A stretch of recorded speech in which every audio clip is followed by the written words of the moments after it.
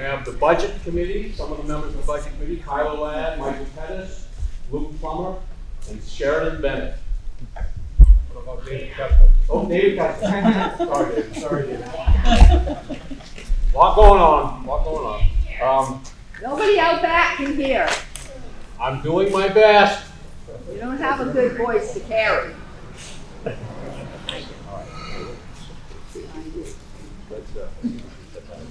Now we're going to have two presentations.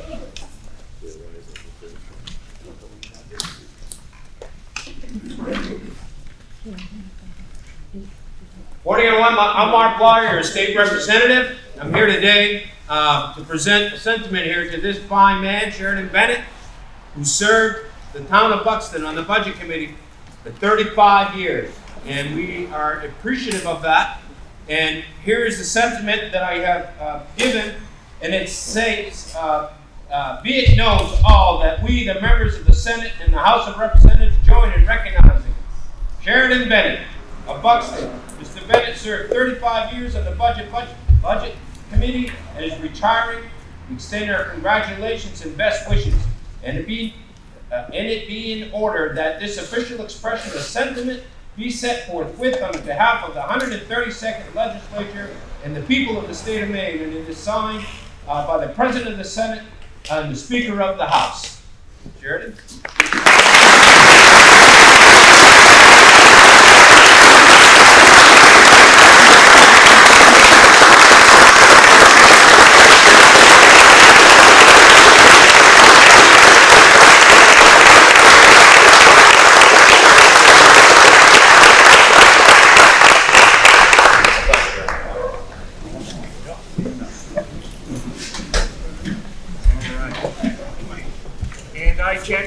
Selectmen here on behalf of the town of Buxton, and a lot of the same subjects that Mark had just mentioned. On behalf of the town of Buxton, we want to present to you this plaque for your years of service, not only with the Budget Committee, but also to what you've done in the past with other town roles that you've accomplished.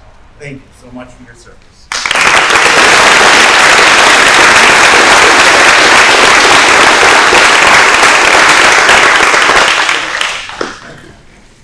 Now, before we get to the business, there are a few housekeeping items to take care of.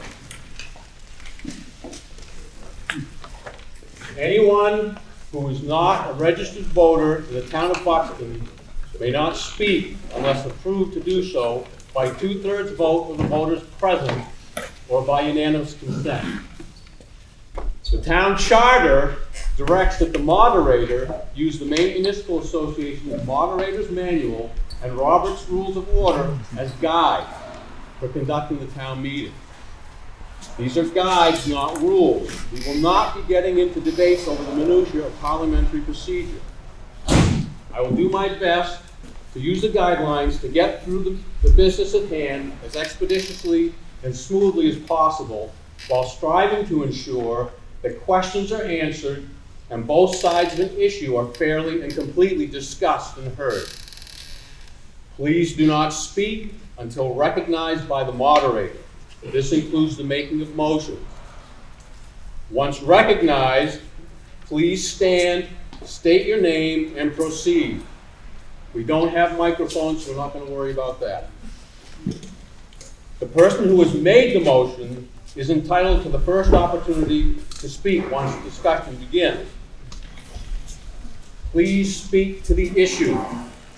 Speakers should address the moderator unless the moderator allows questions and follow-up questions to be addressed to a third party. Please be concise with questions. Try to avoid speeches and cross-examinations. I may, from time to time, reel in speakers who may drift too far afield or bring speakers back to the subject matter while respecting free speech and the open exchange of opinions and ideas. Please address or refer to officials by their titles so we can avoid getting too personal. Please don't carry on side conversations while others have the floor. Please mute cell phones or turn them off. First responders may keep their speakers on, but please turn the volume down or put them on vibrate. And since we're in the fire station, we get a fire call, we're gonna all hear it anyway. So my job here is to try to find the balance between democracy and decorum. I'm gonna do the best I can. And as I mentioned before, in order to speak at town meeting, you have to be a registered voter, or the town meeting can give permission to a non-voter to speak. And I have a list of non-voters who you may want to speak or ask questions to during this meeting.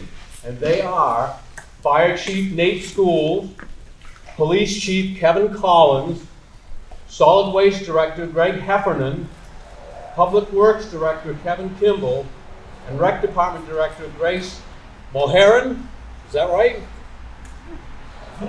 So, there are two ways to do this. The first way is an approval vote by 2/3 of the registered voters present. The quicker way, if we can do it, if everybody's amenable, is by unanimous consent. If no one objects to the names that I've listed speaking at this town meeting, then I will declare that by unanimous consent, the town meeting has granted that permission. Does anyone object? Hearing no objection, I rule that those people will be allowed to vote to speak at this meeting. Mr. Moderator, may I make a suggestion? We shut the back door and open this one just to get.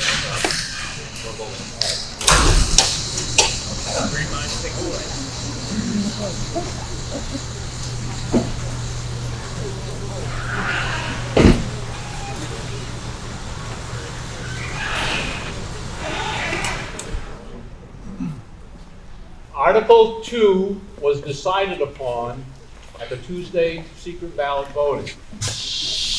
The results, I asked them to shut it off. The results of that meeting, of that vote, are as follows. Selectman, assessor, and overseers of the poor for 3 years. Mark Blyer, 303 votes. Heath Knight, 309 votes. Thomas Peters, 362 votes. And write-in, Beverly Young, 160 votes. And then there were a smattering of write-ins that I'm not going to read. The planning board members for 3 years, there were basically two. They were Craig Lefevre and Jeremiah Ross. They won the majority of votes. Budget committee, David Kessler, 275. Luke Plummer, 410. Cody St. Louis, 255. Ronald Tardif, 391. And there were a smattering of write-in votes that I'm not going to read. So with that, we're going to proceed to the business at hand. If there's no one, yes, sir.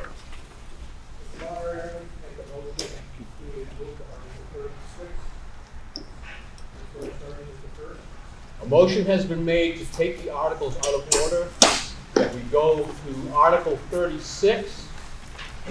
Is there a second to that I second motion? that. The names, Deborah Bickford. both names. I need the names of the people who made the motion. And who seconded? Deborah Bickford.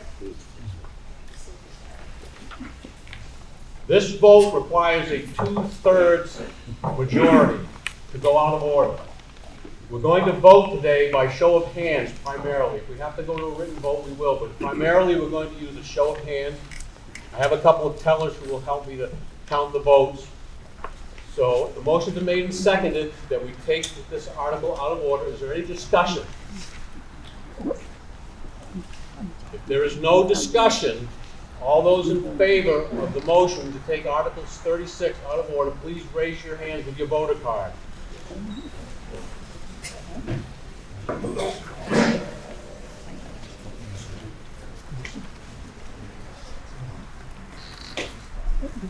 All those opposed? The chair rules that it was an affirmative vote and we had a 2/3 majority. So we will proceed to Article 36.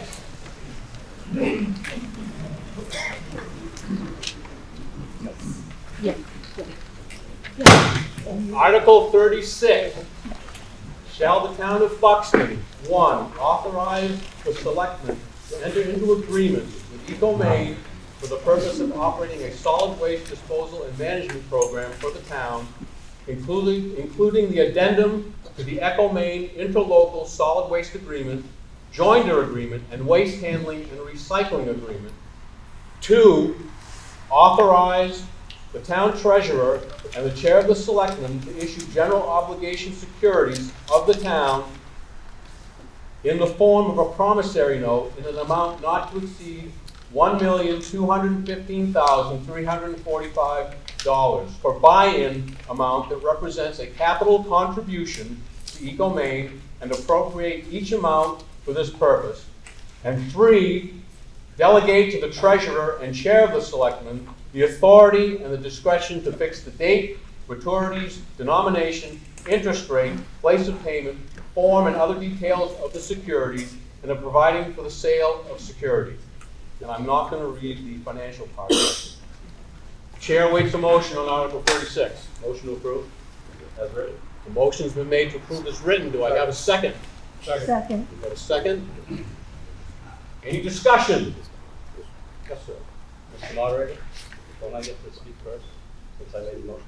Oh, yes.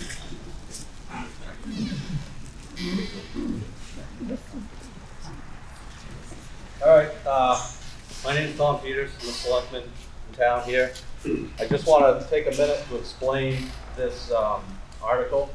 I know there's a lot of confusion, and the good part of it is everybody showed up today. I hope everybody stays after this article is voted on, because this is where the town's money is spent.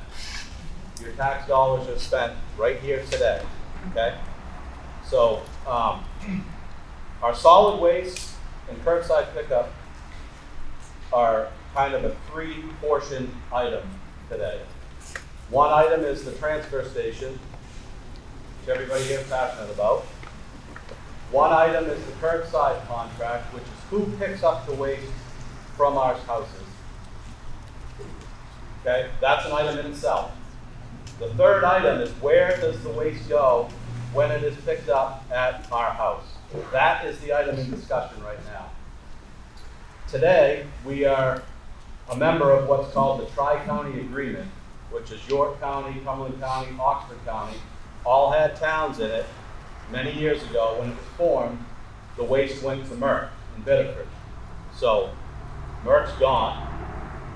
The Tri-County Agreement negotiated a contract for the disposal, which ends June 30th of 2025.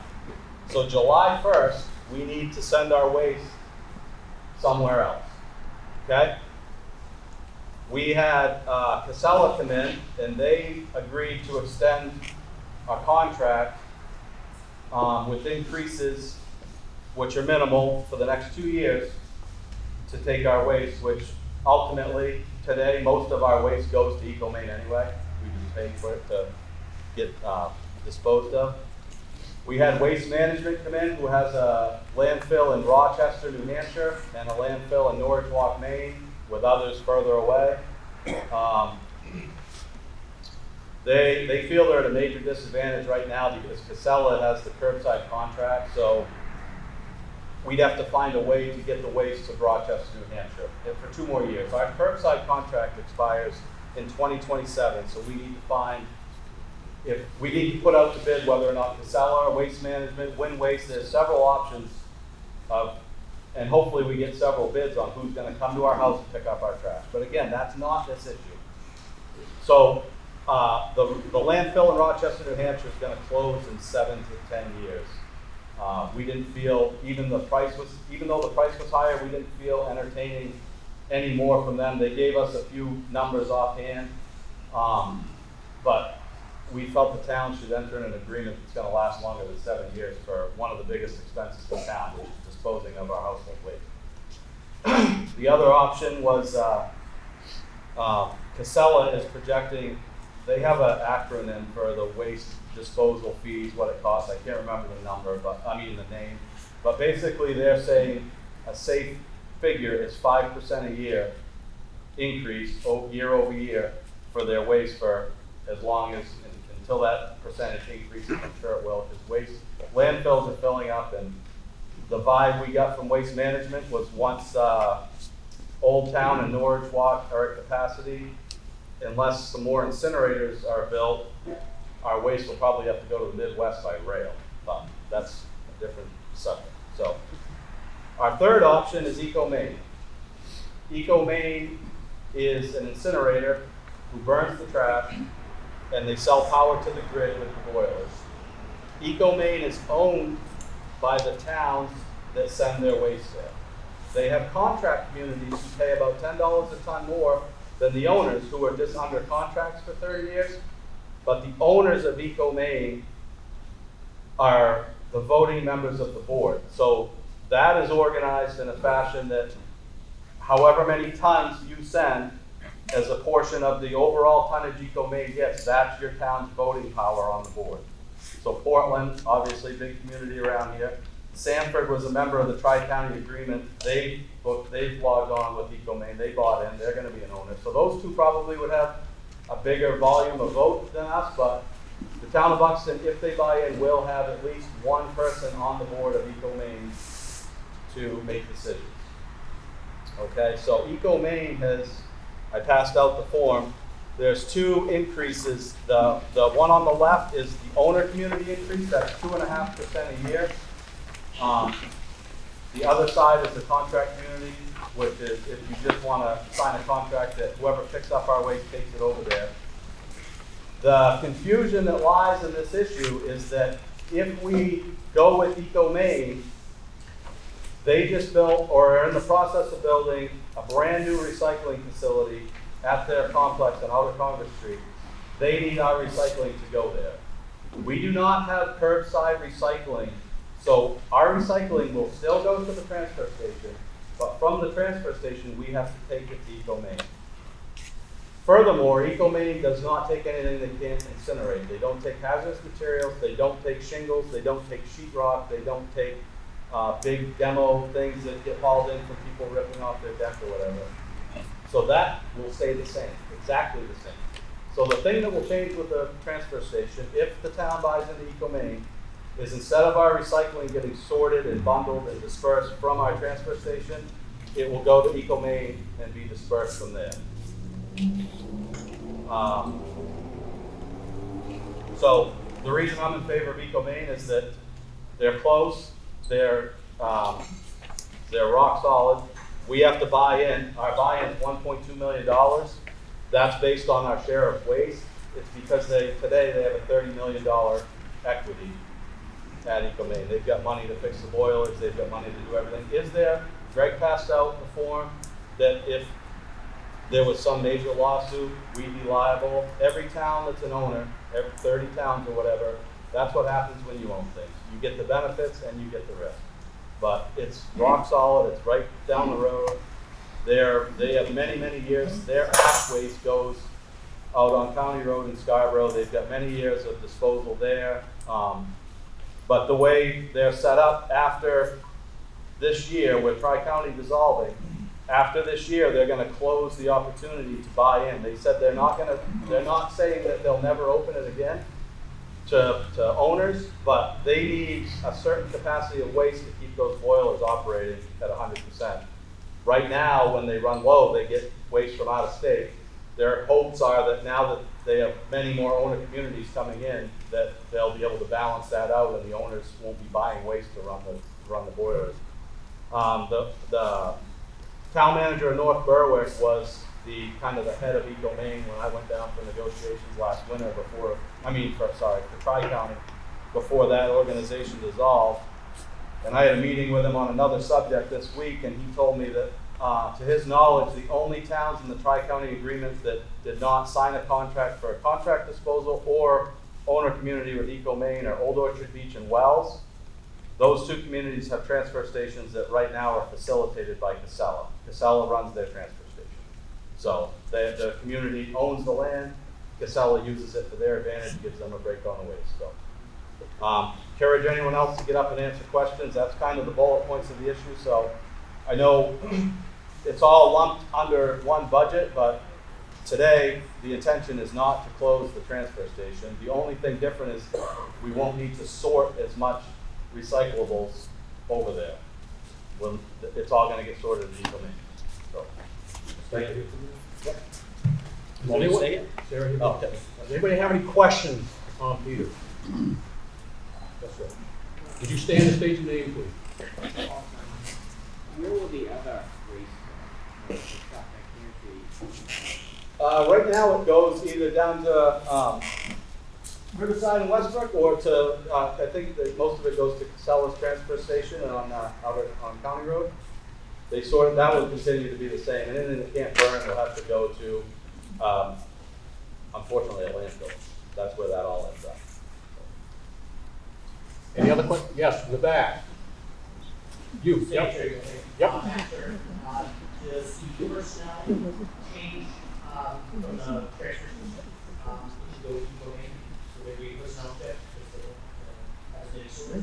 Well, I mean, we haven't specifically discussed that with Greg. Kind of my personal hope, that's only my hope, is that maybe that'll free up some people to help people take waste from their vehicles and do things outside.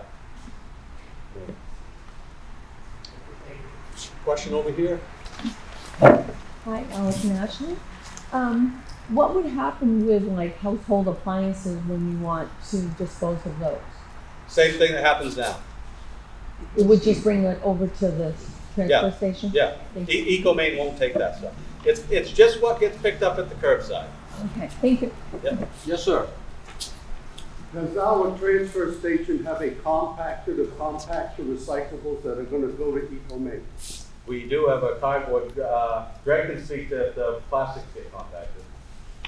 We do have both a compact. Right to the moderator. Go ahead. Come right up here.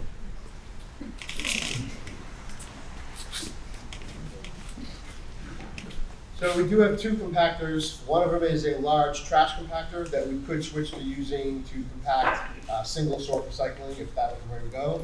The other one is a much smaller baler that makes cardboard and plastic bales. We wouldn't really be using that one for this purpose because that's for sorted material. It makes small bales of sorted material. But we could switch the trash compactor for single sort. We may have to take that space for, we haven't ironed down how we're going to get the waste there. My assumption is roll-offs. I mean, make the most sense in my brain. So whether we put that where the compactor is or however we do it, yeah. Yes, sir. My only other part of that question then is on the roll-offs, if you're using those silver bullets or whatever they had over there, that was not economical when I lived in the town of Leamington. We had to put in a compactor to get these recyclables moved to Ecomaine. Okay, well, I don't think the intention right now is to have silver bullets. I've talked to some other communities that switched to Ecomaine, and they said they're a disaster. Correct. Any questions? What? Did you say the power from the boilers in Ecomaine go back into the grid? They do. They get sold back into the grid, and that's how Ecomaine offsets their increases compared to that. So Ecomaine's increases for 30 years for owner communities is 2.5%. Waste Management and Casella both said the figure on at least 5% increases because their waste all goes to a landfill. Ecomaine's getting power, revenues back from power to help. And again, Ecomaine has a chairman of the board. His name's Kevin Roach. He's come in a few times, or not a chairman of the board. He works for the board. Other than that, the decisions are all made by the communities that own Ecomaine. Everything's decided on by the communities that own.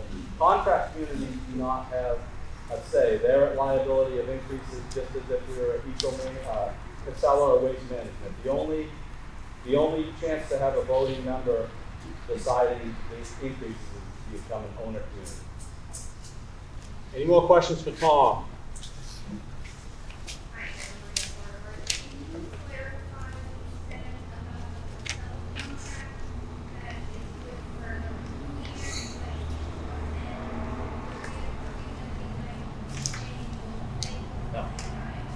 No, as it sits right now, our curbside contract is with Casella. It's 500, right?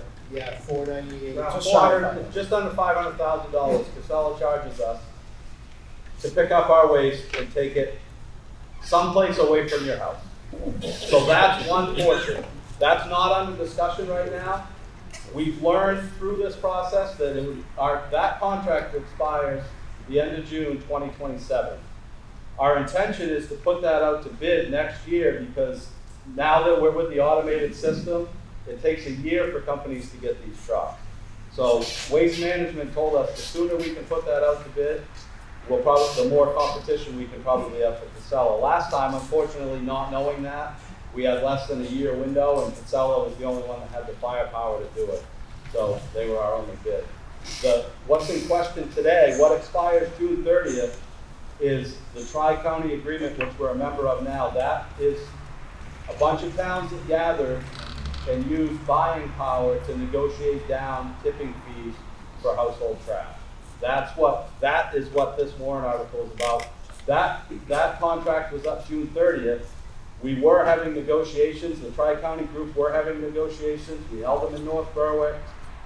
We were reaching out to the Rochester landfill. Eco Maine was in the works as a contract with the Tri-County, Casella, Wind Waste in Lebanon or Kittery. And we just weren't getting any traction, so Tri-County decided to just dissolve in January, and they said, all right guys, go find your own disposal. So that's why it was kind of all of a sudden, because Tri-County was going along, plugging along, trying to get a little traction, trying to get rate increases, ironed down for another long-term contract, and January they dissolved and said everyone fend for themselves. So that's why we're left where we're at. So, Right over here. Could you stand up and state your name, please? Michelle, I'm curious about the revenue that comes in through EcoMaine. If we're paying to be a member and then also paying profit from sharing back to the grid, what about the excess revenue at the end of the year? How does that get redistributed back to towns, or how is that rebudgeted to account for any overdue costs and any excess of money back into there? So that is why the increase is 2.5%. The board of Eco Maine right now has decided a 2.5% increase instead of a 5%, which is what the current average is for waste disposal. 2.5% increase will cover their revenues and repairs. The boilers are millions of dollars to repair. I don't remember the exact dollars Eco Maine has in cash, but it's a lot, and they carry it that way. In one time, in the last 10 years, they have given dividends back to towns. The board said, all right, we have too much money in reserves, we're getting too much in tipping fees, we're gonna give towns back revenues. They said, with 2.5% increases year over year instead of 5%, they said, don't anticipate us doing that all the time. Might it happen? Maybe, but the goal is to try to break even, but have enough reserves that when one of the boilers goes down and it's millions of dollars to fix, they just pay for it. Your follow-up question? Follow-up question. Being that we are investing millions into it, are there members of our community and members of our town on the board to help direct the board of directors in the best interest of the town community? We have to put a member on, at least one. They'll tell us what voting power we have. I think roughly they told us we'll have around a 17% vote. So we will have to have someone on the board that goes to the meetings and does the voting. Yes, ma'am, in the back. Is there an estimate for the cost to cover the tipping processing and hauling fees that aren't going to be covered under the EcoMaine? Those are already budgeted for the transfer station. We have another $60,000. It's about $60,000 we budget now every year just to have our roll-off containers hauled. So. Yes. Dave Johnson. Two questions related to the second side of this. So right now I see a lot of things going into the trash haul from our street side that is recycling. Recyclable material is not getting recycled. Just the sorting that takes place at Eco Maine, recapture, all of that. No. That's a totally different, the sorting at Eco Maine will be. Could you repeat that question, please? His question was, does the sorting at Eco Maine take out recyclable materials from our curbside waste? That answer is no. The curbside waste, so I don't want to go down a rabbit hole, but that issue is a curbside recycling issue. That's that's something for another town meeting, another day, something Greg can dig into. That's, in order, because face it, people are gonna do what's easy as a majority. They're gonna put the recyclings in the trash, which is what Dave just said. It happens. I mean, that's not the issue on the table right now. Could we get a higher percent of recycling in curbside recycling? Who knows? We can check into that later. The issue right now is where does the trash go when it's dumped out of your container at your house? Anyway. Yes, My second question has to do with the recycling that's done so we would still gather, Yes. drop off recycling Yes. to the recycling center, Yes. but that would end up going through a recycle process. To their facility on Outer Congress Street. Yes. His question was where. Hold on. Please don't shout out. If you want me to have the question repeated, get my attention and repeat the question. Would you like the question repeated? Yeah. So his question was basically, will our recycling get sorted at EcoMaine? Yes. They're building a new facility. They actually have 2 recycling facilities. One's in Dexter, Maine, where they do food waste and recyclables. They just did a 100-year lease on the Sturbridge building next door to their facility out here on commercial, Outer Congress. I don't know if anyone's familiar with the area. They just leased that for 100 years, and they're turning that into a new recycling facility. Is there another question? Yes. Mark Woodruff, looking at the EcoMaine website, and they have a associate member level, and I was just curious why they didn't offer that to the town. They may have, Mark, but that may be what the contract community is. I'm not sure where you sign a contract to agree to get rid of your waste there for a set fee for 30 years, but it's $10 a ton higher than the proposed. No, they had contract level. Okay. And then they also had the one we're considering, which is the owner level. And in between, there was just a handful of towns Okay. that were like half a dozen that were an associate level. And I was just kind of curious, you know, where that might be an option. Yeah, I'm not sure. Okay. Yes. Allison Brand. If the sorting is moving, does that expand the type of recyclables we can bring to the transfer station? Right now, we only bring number 1 and 2 plastics. I know that, because Greg, can I answer that? You can. At least my understanding from the conversations with the board is that we would move for 2 years, we would accept single sort recycling at the transfer station, which means everything would get dumped in one bin, nothing would get sorted, and then that one bin of mixed recycling would go to EcoMaine. No, these guys are gonna have to watch that because the EcoMaine doesn't take the plastic we don't take, I don't believe. I think they do. Do they? Okay, I think they take all plastics. okay, all right, I believe so. okay. Hold on, you've spoken. Would you like to speak? Yes. I'll get to you again. Okay, maybe a few of you know me. I'm Ken Aldrich. I live on 231 Flaggy Meadow Road. I'm proud to be a Buxton resident for the last 11 years. I live right across the street from Tom Peters' pit. First thing I want to mention is that this came at the town pretty quickly, and I want to congratulate Tom on some tremendous efforts on his part to try to understand it and try to bring us forward. But me as an employee of the town until a few weeks ago, I have some comments to make. So first thing first is that I appreciate the fact that you're letting me speak. And second of all, I'm thrilled to see the number of people that came out today. I'm just absolutely thrilled. I'm a former moderator of a town in New Hampshire. Get to the point. All right, okay.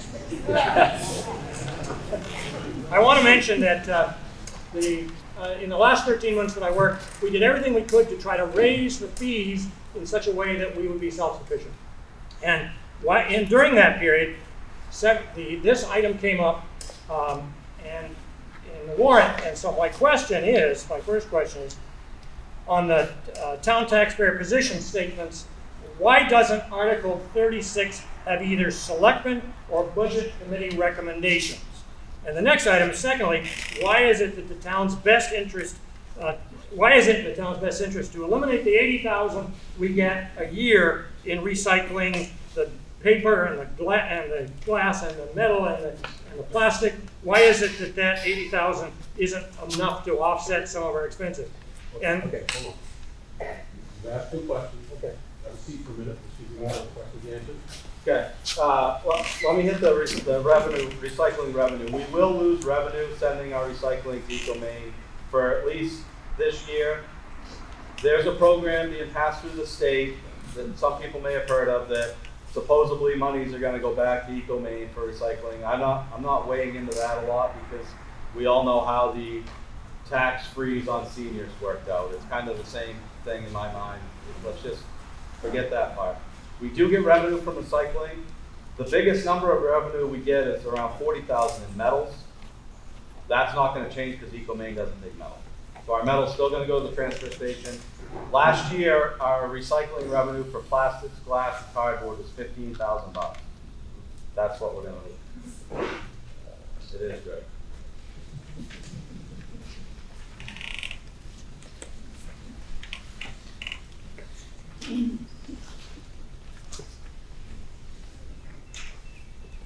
So according to the sheet given to me by the town treasurer, Bill, the recycling income was $35,000, and that's for 8 months.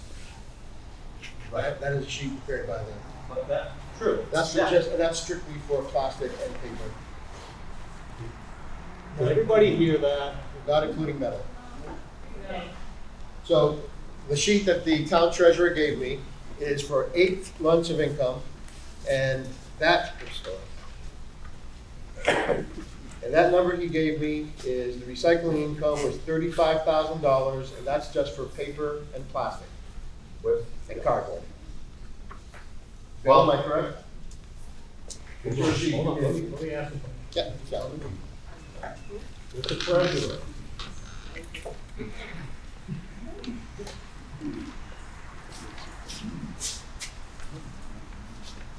So this report that Greg is talking about is the report that comes out of our financial software, which shows the budget and the actual amount of money that we took in. I have a sheet here that broke down that, and that number for 2025 as of, I think about 3 weeks ago, was up to $45,000. However, Tom Peters is correct. It is included with metals, plastic, and cardboard, and also batteries. The amount of plastic that would be not received in revenue would be $15,000, as Tom Peters said. Also, to that, EcoMaine also doesn't take batteries. We had around $1,000 in revenue from battery recycling. That would also continue to come from the transfer station. So the lost revenue for this year until this new state program is in effect is $15,000, which after year 6.5, 7 on the contract, the 5% increases from the other options run away exponentially from EcoMaine's proposed 2.5% after you figure in the $40,000 buy-in for 30 years. So if you do the math, which on last year's tipping fees, which is what we have to go with, we'll be a little behind until year 6.5.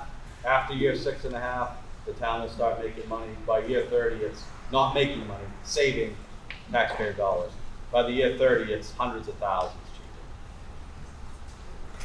Anyone who hasn't spoken yet would like to speak or ask a question? Yes. Where is, so we're going to have to pay the EcoMaine 40-something thousand a year and another fee to take this stuff away from our curbside. Right, we do now. We do now. Our 500. We don't Yeah. pay EcoMaine now. We pay a tipping fee though. Okay. So our $500,000 contract with Casella is to take the trash away from our house. There's a separate line item in Greg's budget for curbside tipping fees. That was what was negotiated by this tri-county group I keep speaking of, which was several towns in the 3 counties. So that's already an item in our budget. That's going to go up because that was a 30-year contract negotiated, or 20-year contract negotiated way back then. That expires in a couple weeks. So that's why. How much is that? How much is what? How much is that fee? It's 90, what's the 300,000? 90 something dollars a ton? I believe so. It's around, it's in the low 90s a ton, and, No, we're paying about $81 a ton. oh, sorry, we're paying $81 a ton right now. That, as the last year of the Tri-County agreement. And it's about $264,000. So it's, as a lump sum, it's $264,000 a year for tipping fees today. That's gonna go up 10, 15% because that negotiation's over, we're starting a new one with whoever we go with. So it doesn't, on the article, it doesn't indicate where all this is coming from. That's not, they're two separate things. This article is only for where it's getting disposed of. It has nothing to do with the portion of Greg's budget that is who collects the waste. But we have to pay. It'll come from Greg's budget. This all comes under Greg's budget. under Greg's budget for tipping fees. The line item in tipping fees, that's this line item. There is a separate article for the solid waste budget. Anyone else who hasn't spoken yet? Yes. Whitney Latham, I'm just curious, what's our average ton? You know, 2,500 tons a year. Any other questions from someone who hasn't spoken yet? Yeah, Shirley Conley. What's unclear to me as a consumer of the transfer station services, what, if anything, are we going to be losing? How is our experience going to change under this eco-main proposal? What we'll be losing is the revenue from the plastics, glass, and cardboard, which is around $15,000. Your experience itself, Greg may direct you to a different location to put the recycling, but as a whole, nothing, because we have no other way to handle recycling. That's our avenue for recycling, for a construction demo, for a brush and treat that. So I can't speak to Greg. Can I speak to that? Anything else you have? Operation. So my understanding from the meetings I've had with the selectmen and sitting in on the eco-mains meeting, where for 2 years, not much would change, except we wouldn't be sorting stuff at the transfer station. It'd all be single sort and maybe compacted, maybe not. And all the stuff together would go to eco-main. We'd lose the recycling income. But in 2 years' time, was my understanding, eco-main is going to push it to do curbside recycling. And that at that point, the inside of the building would shut down for recycling. Eco-Main encourages it, but they have no way to, there's several towns that don't have curbside recycling that are owners. They don't care if, I mean, they care, they'd like us to do curbside recycling, but if we don't do it, we're an owner, they can't tell us to do anything. They only encourage it to try to get the volume up, but as I just heard, it's hundreds of thousands of dollars, and that's a discussion for 2 years down the road. Well, so it was my understanding, well, the selectmen directed me to not hire a replacement for the booth attendant because our personnel needs would change once the eco-main contract, if it got approved, because we wouldn't need as much personnel because the inside of the building would be earmarked to shut down as far as the actual recycling of the products there. With that, right? Well, we're not going to be sorting recycling, so we didn't know if we would still need the same amount of, hire a new person if the recycling is not being sorted. So the whole curbside, whether or not the town wants to stop doing recycling here that is not on the table right now. That's a huge number and a long discussion for a different time. Because we'd have to have another set of bins, another route. It's a big deal, and it's not part of this issue. It was my understanding that the eco-main people would, quote, incentivize us to do this, right? It's the state.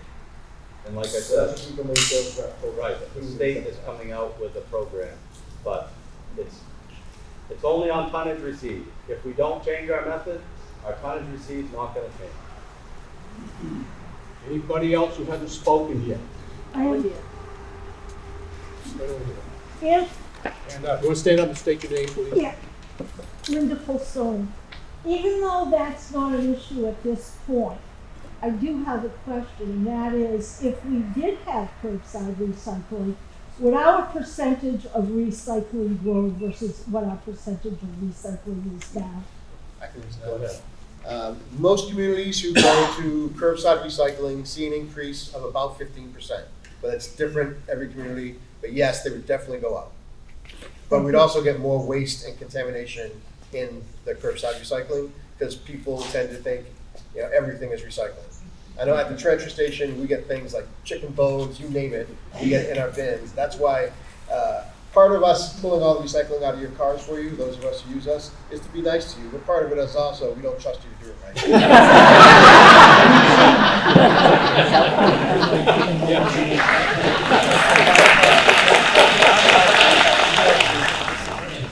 My name is Martha Muldoon.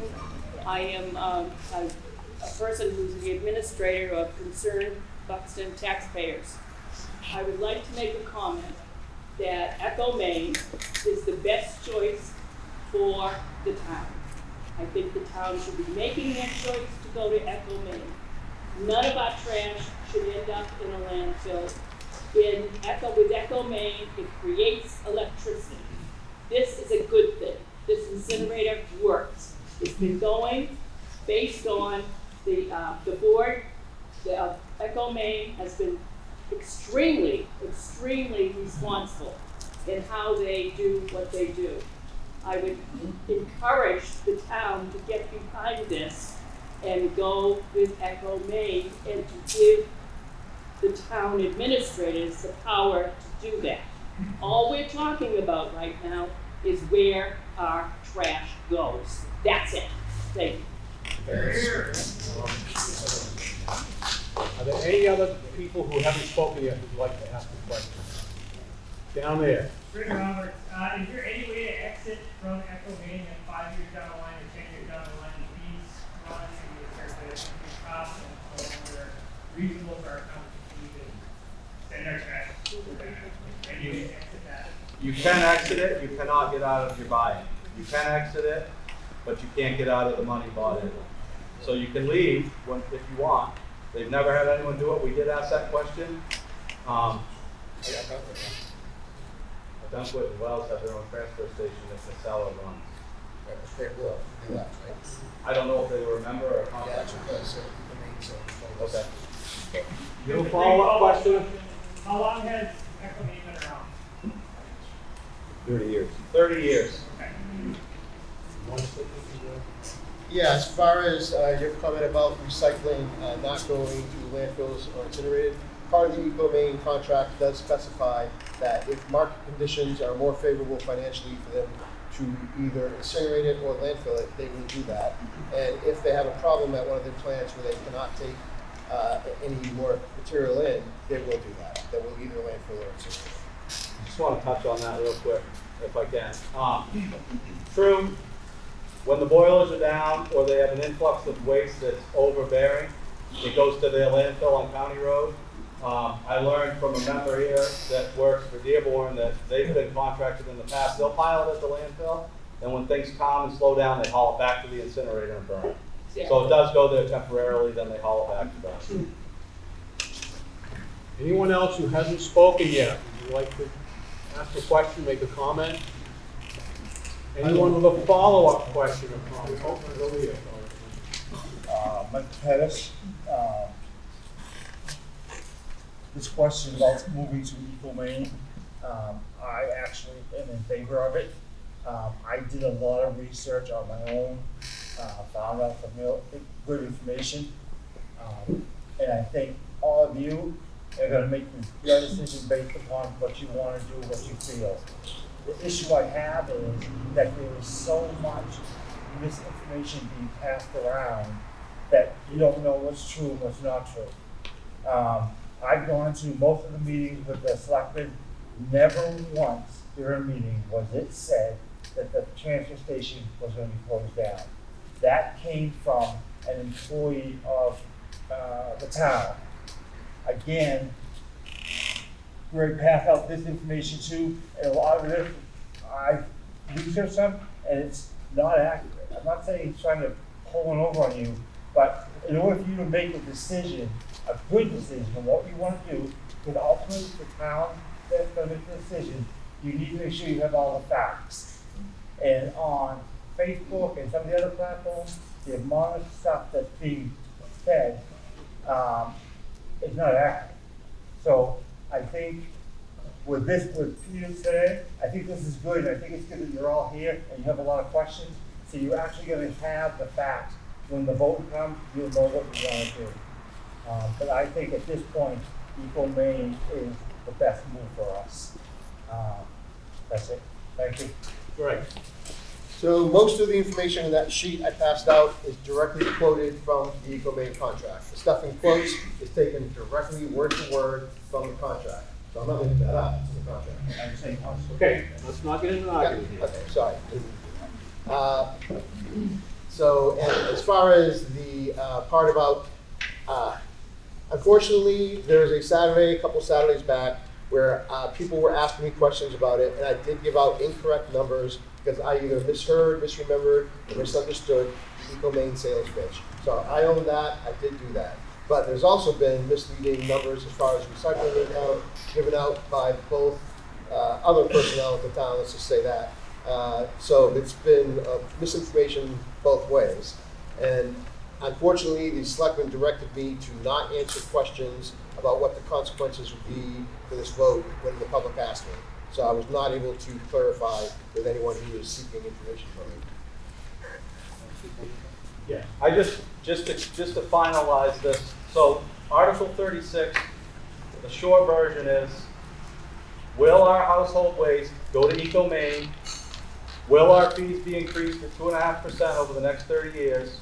Or, if this is voted no, then the choice is to send our waste to a landfill at the lowest bid. Okay, so Eco Maine, we have someone on the voting board who has somewhat of an idea, at least if rates do go up from that 30 years, they'll be able to come to the taxpayers and say, guys, this is what happened, this is why they're going up. If we don't buy into Eco Maine, then we're at the mercy of whoever comes in for a solid waste contract to take it to a landfill, wherever it is. So, I mean, that's the yes and no. There is nothing underhanded in this article. The transfer station's not even mentioned in this article. There's nothing trying to be done underhandedly from the selectmen to close the transfer station. We still need it because we have no other way to collect curbside waste. We have no other place for taxpayers to take yard demo, lawn clippings, anything they want to get rid of. Anything to do with closing that would have to go to a vote, which would have a large turnout. Comment or question over here? Yes, thank you. Roland Dodson, 12 Pine Drive, Buxton. I'd like to know what the Director of Solid Waste and Recycling, his opinion on this vote, if you can give it in this type of environment. Thank you. Well, I think Tom was very eloquent. He spoke well about what the benefits are, and there are a lot of benefits. It gives us long-term stability. There are also some negatives, though. We do own all the liability issues that might arise, like any company we'd be buying into. If we decide to leave the Eco Maine contract at year 2, we still owe them that 1.2 whatever $million. We still have to make 30 years of payments. The recycling center, from what I understood anyway, is it's possible it's going to close. I was going to say likely, because that was my impression of our discussions, but there could very well be changes within 2 years because, you know, if we're not going to sort, it's not really worth having personnel there to do the recycling. Yes, back. Eric Von Marsden. I just wanted to comment that thank you very much. I walked in here very skeptical on this matter of switching to Eco Maine. You guys have successfully convinced me. The fact that this is just a lower reduction every year by virtue of the energy sales, as well as the fact that we'll have somebody on the board, which means we'll have a hand on the steering wheel, makes it seem like no-brainer. That's my point. Any other questions or comments from anybody who hasn't spoken yet? Okay, you can go. Thank you, sir. There's been a lot of comments in here about the single sort and maybe not needing the transfer station. If that single sort is contaminated by a small percentage that means EcoMaine will bill us extra for that, and we'll have to pay a fine. So we're still gonna need a transfer station and somebody to monitor single source materials to make sure they are in fact clean. And to that point, we need a transfer station to take things EcoMaine doesn't take. Batteries, shingles, sheetrock, yada, yada, yada. Tires, whatever. Yes. The last several years, town meeting, we've always $45,000 a year to pay for this extra costs of running a transfer station. How many people in this room recycle? We're not taking polls, we're not taking polls. I just want to say, perhaps as many as half the people in this room don't actually recycle. We get paid for that, not all of it, but some of it. And so I think that the town could make a better effort to promote recycling by members of the community. And I don't see that happening. And I also think that, I believe that we need to make a better effort to promote recycling than we don't do it. Can you Right here. repeat that? I'll get you in the back in a minute, right here. Patty Elder, clarifying question on the 2.5%, is that guaranteed, is that projected? As of now, that's what the board of EcoMaine has, that's solid as of now. And- yeah. In the back, you still have a question? No, I have a comment. What, identify yourself, please. Yes, I'm Ruth Stuyvesant. I live in Buxton since '88.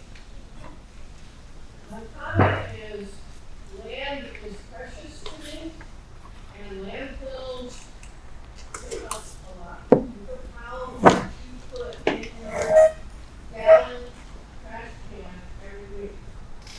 And then multiply that by years. Number one. We're gonna run out of land to make the landfill. So I do support going to people. The other reason I support it is I collected numbers with files for Buxton, but that's all I can do for Buxton. People may have taken more of my plastics. So, yeah, I do support it. I would like you to seriously think about that as well. Still need the transfer station, not getting rid of it. But I do think this is maybe a way.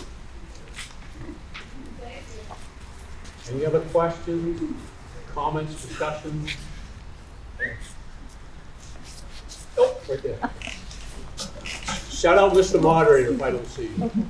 Wonderful, Sony. I just have a comment, and that is, if you all have read your town report, you will see in the warrant that this Board of Selectmen has done very well at keeping our total of the warrant down. And right now, the debt for the town is down, and the selectmen have done that. And one very important thing that Tom Peters said was, in the end, we will be bringing money in. We need to look beyond the next 2 years, and we need to be thinking of Buxton financially and feasibly. This is a business, and we need to think about the money that we can save and what we can do. And that's all I have to say. Thank you. If we can, I would at this point move to vote. Can I make one comment? Clarify one? Anybody else, any other voters have a question or a comment? Anyone who hasn't spoken? Yes, sir. Jim Dearborn, resident of 25. I have asked some wonderful things going to the transfer station, but they're setting aside. It would be nice if we could keep that part going.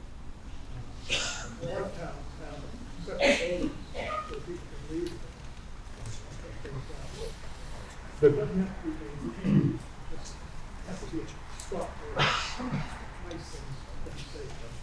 So your comment is that some things that go to the transfer station, instead of going to be disposed or set aside so other people can choose to take them, and you're wondering if that's going to continue? So, there is a lot of confusion out there. First of all, nothing in the outside areas is going to change no matter what happens. So the bulky waste areas are all going to stay there. And as far as the share shop stuff, we're still going to do the same stuff we've always done. So none of that is going to change. So the only thing that potentially could change is whether or not we take recycling into the transfer station in a few years if we get pushed into doing curbside recycling for eco-main. Yes. Hi, Erica Thompson, Spruce Swamp Road. So in regards to the share shop, would it be possible if we did have the extra space available to increase, and I know this is probably on the side, but to increase that area to accept more items that could be donated? And also, at first I would say that when I first read this on the Facebook, it's mainly Buxton page, it did anger me thinking that, oh my God, they're going to close the transfer station. Going to the Town of Buxton website, reading the warrant, reading everything that was going on, reading the eco-main, and also working for the CFO at Maine Health, I understand that it takes a little bit of money at first to get money back. So the return on investment for this is sound. I have done my research, and it is a very sound opportunity. And the fact that the boiler system that they use for the incinerator actually creates heat and electricity, which will go back to funding the incinerator and eco-main itself, and can go back into our energy grid, is a very positive thing. So I have changed since I have been here and read the information. I have changed my mind, and I'm not as vehement and crazy that, oh my God, we can't close the transportation. We're not closing. It's not going to happen. That's never going to happen. As of now, that will not happen. So this is just where are we going to ship it, because the Tri-County is closed. So. Anyone else who has not spoken, who would like to make a comment? Yes, right there.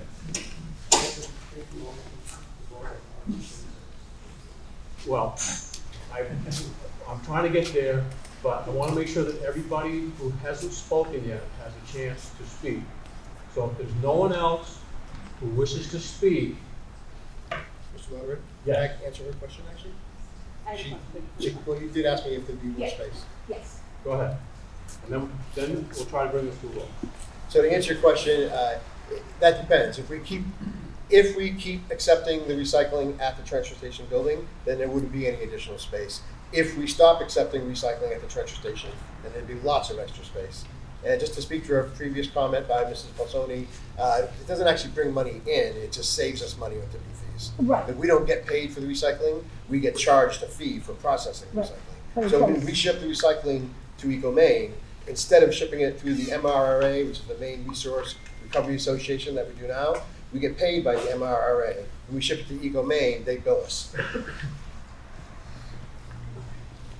Anyone else who has not spoken, who wishes to speak or ask a question, please indicate now. Otherwise, are we ready to vote? All right. I'm not going to read the entire article again. We're voting on Article 36 as written. All those in favor, raise your hand with your voting card. Wait. Oh. Do we have a motion? Yes, we did. We did have a motion. I did. I don't have it, so. Yeah, we did. That's why we started discussion. Tom and Jack? Tom and Linda. Yep, Tom and Linda, thank you. Yep, we did have a motion. Okay. All those in favor, please raise your hand with your voting card. In favor of Article 36 as written. Okay, all those opposed, raise your hand with the voting card. Chair rules an affirmative vote.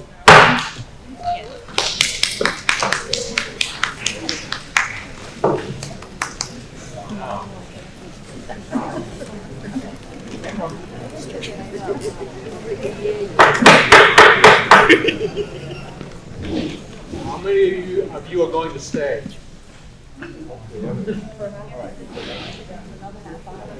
So we're going to continue to Article 3. Article 3. To see what sum not to exceed $92,980 the town will vote to appropriate for interest and principal payments to the main bond bank for fiscal year 2025-2026. Principal due 11/1/2025, $90,000. Interest due 5/1/2026, $2,980. Chair awaits a motion on Article 3. Moderator? Yes. I make a motion that we approve that as written. Second. It's been moved and seconded that we approve Article 3 as written. Any discussion? Yes.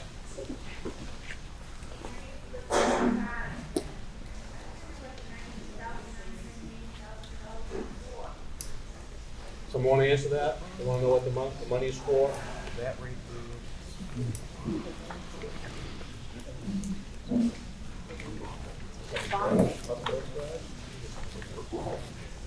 Public Works. I'm hearing that it's for the bond payments for the Public Works garage.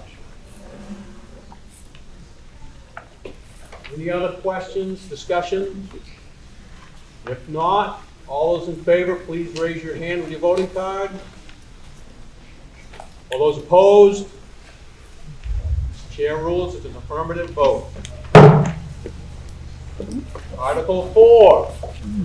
To see what sum not to exceed $52,000, $52,500, the town will vote to appropriate for the 8th payment of 10 payments for an addition to the Buxton Town Hall Municipal Building pursuant to the vote taken under Article 38, Annual Town Meeting, June 17, 2017, for the fiscal year 2025-2026. Chair awaits a motion. I make a motion to approve that article as written. Is there a second? It's been moved and seconded that we approve Article 4 as written. Any discussion? If not, all those in favor? All opposed? Chair rules it's an affirmative vote. Excuse me? I have a question.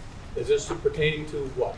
It's pertaining to the rest of the warrant. Okay. Okay.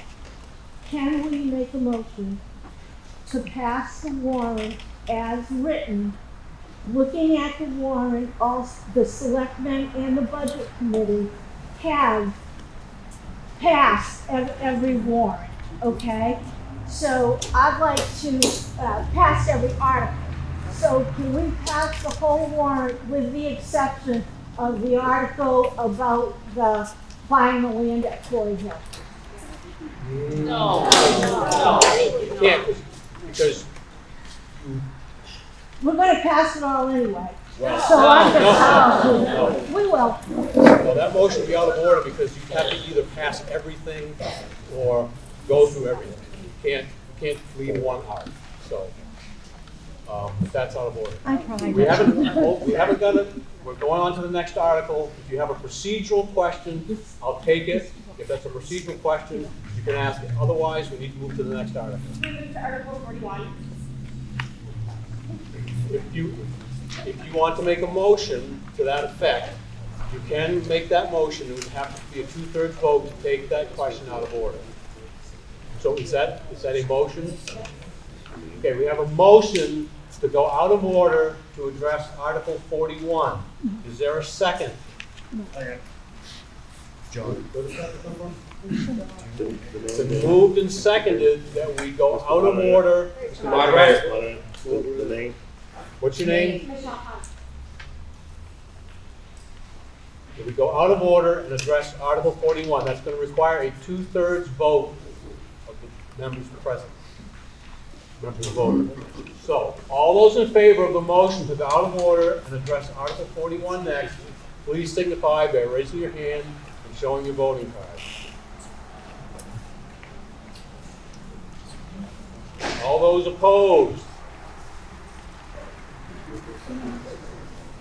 chair rules that the motion failed to get 2/3, and we're going to continue in order as the warrant is written. Article 5, to see one sum not to exceed $540,547, the town will vote to be used for officer salaries and staff salaries for fiscal year 2025-2026. Chair awaits a motion. Motion approved as written. Motion has been made and seconded that we approve Article 5 as written. Is there any discussion? If not, all those, yes. What is, Erica Thompson, what was the current salary for this budget, for this fiscal year? What was, do we know what the total was for this current fiscal year?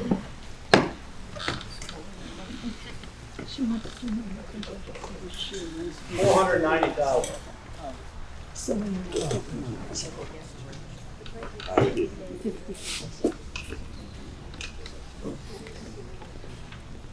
You did hear that answer? Okay, is there any other discussion, questions? If not, all those in favor of Article 5 as written, please signify by raising your hand and showing your voting card. All those opposed? Chair rules an affirmative vote. Article 6. Moderator, can I make a motion? No. If it's a procedural motion. It's a procedural motion. All right. I hope I do this right. Can I make a motion that we pass Articles 6 through 25 as a block, as they all have been worked on by the board, voted on? I think I did that right. It goes from Article 6 human resources expenses all the way down to Article 25, which is voter registration salaries. Actually, you can do that. Thank you. You can, as long as we're not going out of order. It's not out of order. Yeah, we're not. It includes Article 6 We can do that. 25. What I would caution you on Yeah. is Article 17, which has a couple of typographical errors that need to be fixed. So, Okay, so can you I could, change my hold on. motion So you to could, go from Article... excuse me, Yep. you can make a motion to go through Article 16 if you would like. But I would recommend that we go to 17 and correct the wording. Thank you. Okay. I make a motion that we go from Article 6 to Article 16 and vote that in a block. I second it. It's been moved and seconded that we approve Article 6 through Article 16 as written. It's been moved and seconded. Is there any discussion on this motion? If not, all those in favor, please raise your hands. Opposed? Motion carries. Article 6 to Article 16 have been approved. Article 17. I'm going to read it as written. To see in the town of Buxton will vote to change its retirement plan for eligible dispatchers, emergency medical service employees, firefighters, and police officers effective July 1st, 2025, and A, to offer special plan 3C to its full-time dispatchers, emergency medical service employees, firefighters, and police officers who regularly work 32 hours per week, 52 weeks per year for service rendered after June 30th, 2025. Service for eligible dispatchers, emergency medical service employees, firefighters, and police officers approved before July 1st, 2025 remains under Special Plan 2C, and B, to continue to offer regular Plan AC to its full-time general government employees who regularly work 32 hours per week, 52 weeks per year, and C, to exclude all other employees from participating in Maine PERS, including its select board members and part-time employees. D, to authorize William Hall, treasurer, to sign the amended agreement between the town of Buxton and the Maine Public Employees Retirement System, article approved as written. is what it says below. So the chair will entertain a motion on this article, and then I would recommend we immediately amend it to approve the typos and the extra words that don't belong in there. So, I don't make a motion to approve this article as written. second. Been moved and seconded that we approve this article as written, and now the chair will entertain an amendment to change the word in to if, and to strike the words article approved as written. Is there a motion to that effect? So moved. Make a motion again. It's been moved and seconded that that Article 17 be amended to change the word in to if, and to strike the words article approved as written. So we're voting on the amendment. Is there any discussion on the amendment? Yes, where is the in? Right where it says to see in. Oh, to see in. To see if.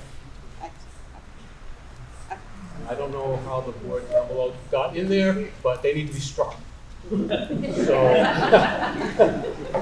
is there any further discussion on the amendment? So we're voting on the amendment. All those in favor of the amendment? All those opposed? The amendment is affirmed. Now, Article 17 as amended. Any discussion? Questions? Yes. What is the cost to the town to add all these? What is the cost to the town to add these? We ask the treasurer. Mr. Hall. So the purpose of having this article was that during the negotiations for police and fire this year, they both wanted to join the 3C. The cost to go from 2C to 3C is about $25,000. 25,000? Yes. So it would cost about 25,000. Any further questions or discussion on Article 17 as amended? If not, oh, you have one? David Johnson. Could you stand, please? David Johnson, the paragraph C, to exclude all our employees, that's a change from the present? Or is that a continuation of that? This wasn't clarified before. Wasn't clarified before. Okay, any other discussion or questions? If not, all those in favor of approving Article 17 as amended, raise your hands with the voting card. Opposed? Chair rules, it's an affirmative vote. Mr. Meyer, Yes. can I make a motion? May, it's a procedural motion. Procedural motion. Can I please can I make a motion to vote on Articles 18 through 25 as a block? Motion has been made that we approve Articles 18 through 25 as a block. Is there a second? I see seconds in two places. Did you get the name down? Erica Thompson. So, are there any questions or any discussion on any of those articles in the block? Yes. Mark Woodruff, in Article 20, what are revitalization? Revitalization expenses are going to be like the flags that you see on the flagpoles, miscellaneous things around town, that cleaning of a monument in town, and something like that. Everybody hear that? He said it was for miscellaneous expenses like replacing flags on flagpoles, cleaning monuments in the town, that sort of thing. All right. Any other questions or discussion on Articles 18 through 25? Yeah. All set? Okay. If not, all those in favor of passing those articles as written? Opposed? Chair rules an affirmative vote.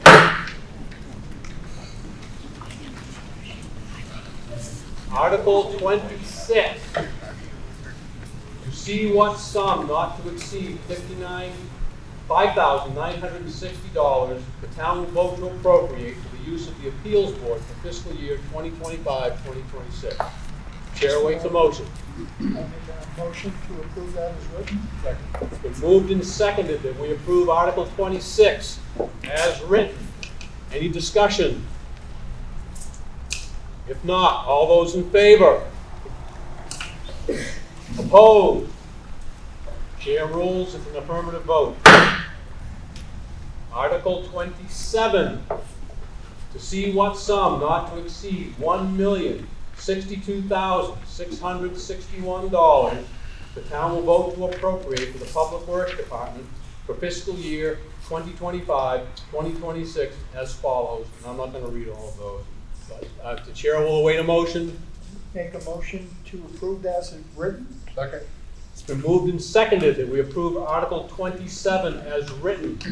Any questions or discussion? Yes. Probably everybody knows the answer to this question, but I live on a state road that is horrendous.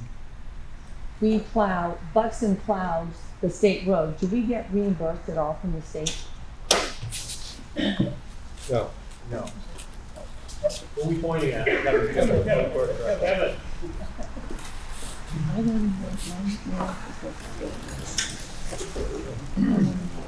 Kevin. I don't get directly reimbursed for it, but I believe it comes back through LRAP or something like that, huh? We don't get I don't believe we get a check from the state of Maine to help us plow. We do, on state roads, we take care of winter maintenance and the state takes care of summer maintenance. They You know, take care of all the ditches. maintenance other than plowing. But I don't believe we get a check from the state I for. thought it was tied in with the paving money, the LRAP money, the local roads I money. don't recall anything like that. I mean, the state, the tar money that If we have. do, it's wrapped up in something else, not directly for plowing the roads. Mr. Moderator, the treasurer looks like he's. One second. Did everybody hear that? No. The question was, do we get reimbursed from the state for plowing state roads in the wintertime? The answer was, as far as we know, no, we don't get any reimbursement. So now we're going to have the treasurer. So Kevin Kimball is correct. There is a thing called LRAP, it's called Local Road Assistance Program. And in that money is based on money that services we provide that they don't provide us. It's like sort of like a kickback. It's definitely not 100%, and it's at the state average. But yes, there is money that we do receive from the state for services that we provide that they don't provide the town. So we get something, but we don't get everything.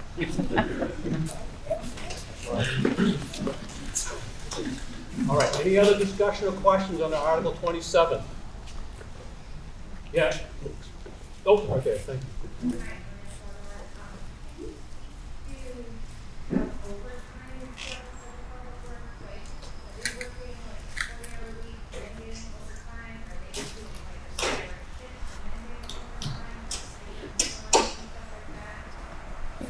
Overtime after 40. Some places do after 8, we do after 40. 40 hours work. Any other questions, discussion? If not, we're voting on Article 27 as written. All those in favor? Opposed? Chair rules, it's an affirmative vote. Article 28. Mr. Moderator, Yes.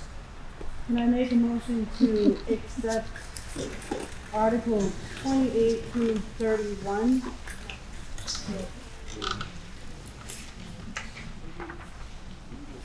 You can make a motion to approve them as a block. I'm sorry, I'm learning. That's Can okay. I make a motion to approve as a block 28 through 31? Can I make a motion to approve them as to written? approve as a block 28 through 31? As written? As written. As written. Is there a second? Second. Did you get the names, John? John Rosemont. Who seconded? Sheridan seconded. The motion has been made and seconded to approve Articles 28 through 31 as written. Is there any discussion or any questions on any of those articles? David? David Harmon, Buxton, Article 28. There is how much have we spent in legal fees on that subdivision? Road, lot, arguments back and forth, and is it brought up to town code? I don't think it is. Stuff going out into the road and everything else. You can speak to that? Yeah, so, we spent over 50,000 in legal fees fighting that article. Prior select board members were involved with the initial unaccepting of the road when it was built. They had issues with one of the culverts out by Route 22, and with the base layer of pavement that's since been paved over before they went for their initial acceptance. We've been down a couple of times with the public works director, looked in the culvert that was in question, can't find an issue with it, and the original developer has since passed away, and it's left to his estate. So his estate has agreed to give the town money to put another layer of pavement over it if choosing, and fix the shoulders and ditches, which equals about $90,000. So we thought as a board it was time to move on. The residents on that road are paying full boat taxes for an argument that's been going that, I mean, it's just time to end it and give those taxpayers their services that they deserve. So, Go ahead, David. Is that a bond or is it guaranteed money? I mean, it seems like we're doing it, we haven't done it in I don't know how many years. They did it for one development last year. They put the money in escrow or bond or whatever to do it. Is that something that the town will continue doing now? Saying, yep, we'll take it, we'll hold your word to it?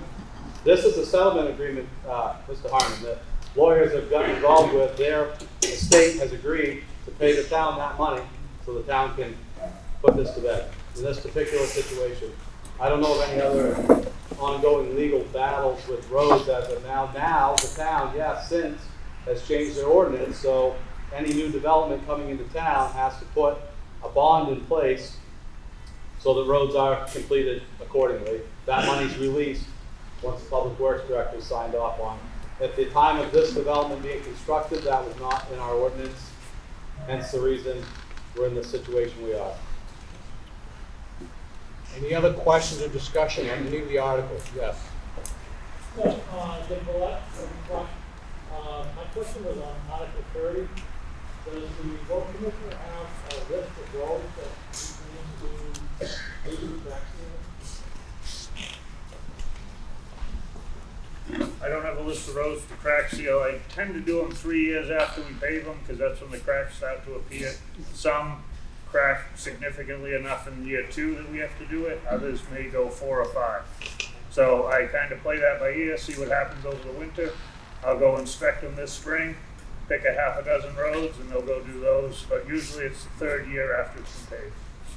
Can I make a suggestion? Down to my house? Yeah, I'll take a look. It is down to the 3rd. Okay, we got that settled? We're gonna go look? Okay. All right, any other discussion or questions? Oh, I got one in the back, I'll get to you.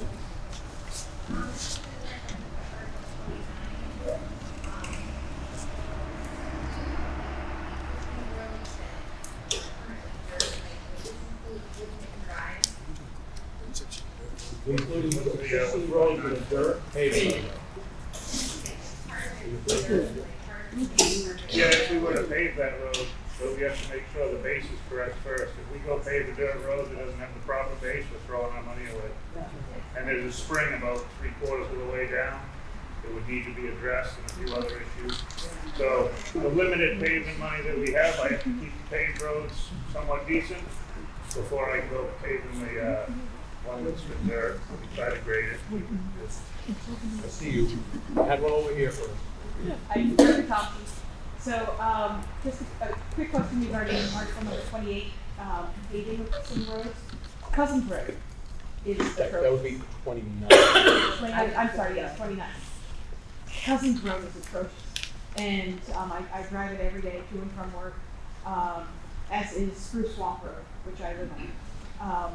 And I know that the Fullers, because they own that stretch of dirt road, well, they own the farm on each side of the dirt road, but, right now, I pretty much almost destroyed my suspension and going down through swamp, but, is there any plans of any type soon to repave those roads?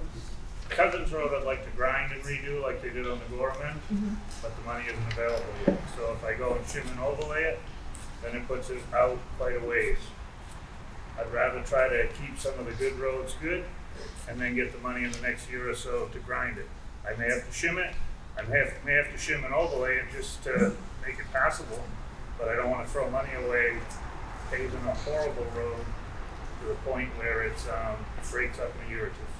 Spruce Swamp, I don't have any plan to do it. We'll just keep trying to grade it because again, that would need engineering and need the base redone and a lot of it.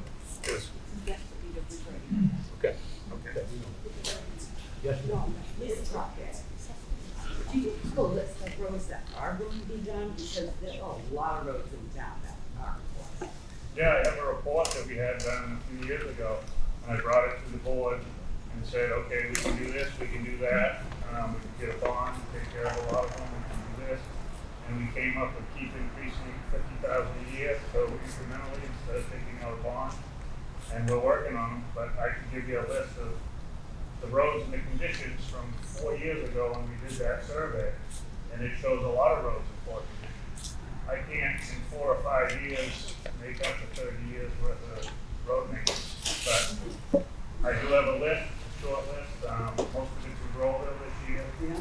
Down in Erwin Smith, parts of Churchill Road from Webster out to Gorham. Some of Dunn Road and the development off Dunn Road. Turkey Lane was in good shape when I got there a few years ago, so they just paved over it, but that's what happens when you pave over garbage roads, they break up in 5 years. So, I'm taking away what I can, How many roads were done last year? probably 6 or 7. You're supposed to do 10% of your roads every year, so I should be doing about 10 miles of road a year. I get the money to do about 3.5. So how are we gonna move forward doing 3.5 miles of road when you're supposed to do 10? Right here. Any other? Okay. Like I said, I live on a state road that is terrible. So I'm thinking we should just move on in this conversation instead of talking about all the roads that need to be done. We know every road in Buxton needs to be done. Can we just please move on?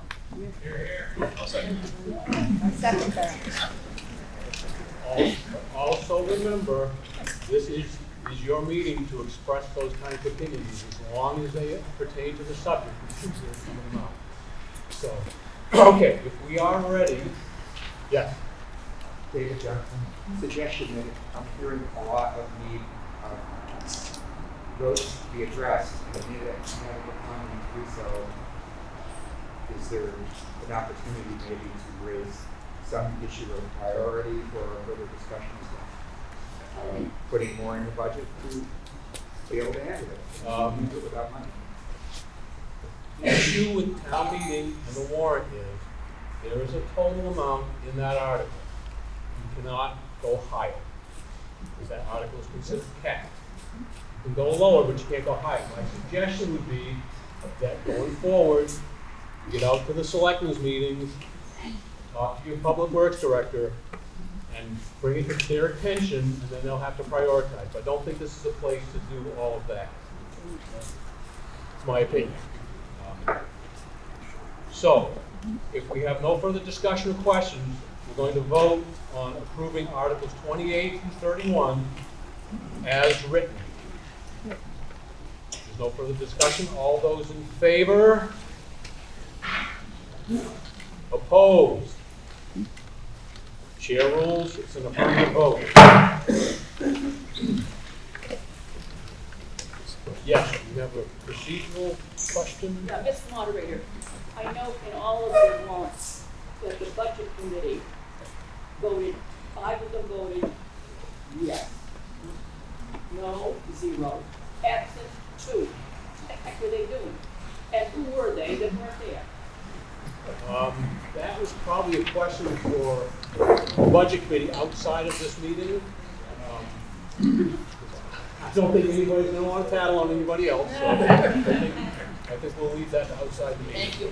There is one member. Okay, we're gonna leave that, outside the meeting. Okay, Article 32.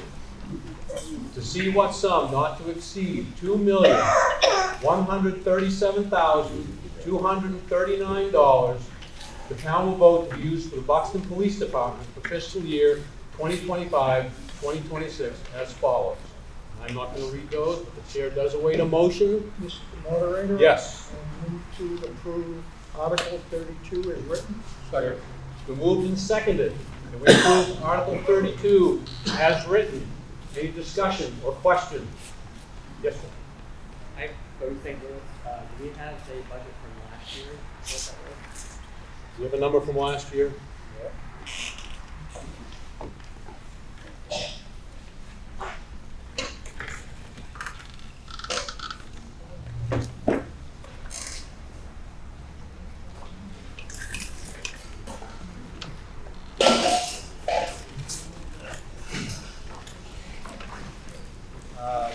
Just over 1.9 million. Just over 1.9 million. Any other questions or discussion? If not, all those in favor? Oh. Where? Oh, question, David, sorry. Just a comment, coming up with an article, coming out of undesignated surplus to buy a cruiser. Oh. And also, they just got a grant from, Narragansett #1, so. Is Right that, on this. does that pertain to this article? No. No. The police department, But if you're talking about the cruise, that's a separate article, correct? I think the cruiser is for the police department. It's a Right. separate article, yeah. So the grant for this police cruiser is No, not a grant for the police cruiser, there's an article coming up for a police cruiser. Right. Coming out of undesignated surplus. My point is, if they got a grant for a drone, this is not the true number that it costs to run the police department. That's all I want to say. Okay, all right. Any other questions or discussion? If not, we're voting on Article 32 as written. All those in favor? Opposed? The chair rules, it's an affirmative vote. Article, Yeah. Can you go forward with the articles saying I could proceed with your article as written instead of reading it in its entirety? well, I don't know your will. I have to read the first part. I'm not going to read the numbers and all of those things, so I have to read the first part. Article 33. To see what sum not to exceed $2,070,460 the town will vote to appropriate to be used for the Buxton Fire and Rescue Department for fiscal year 2025-2026. And before we have a motion, just in the name of transparency, I want you all to know that I'm a member of the Buxton Fire and Rescue, and if you don't want me facilitating this discussion, I will step aside. Okay. Mr. Moderator, I make a motion to approve Article 33 as written. Second. A motion has been made and seconded to approve Article 33 as written. Any discussion? Yes, sir. Oh, no, behind you. I'll get you next. Jeremy Barrett, what was the budget last year? The question was, what was the budget last year? For what?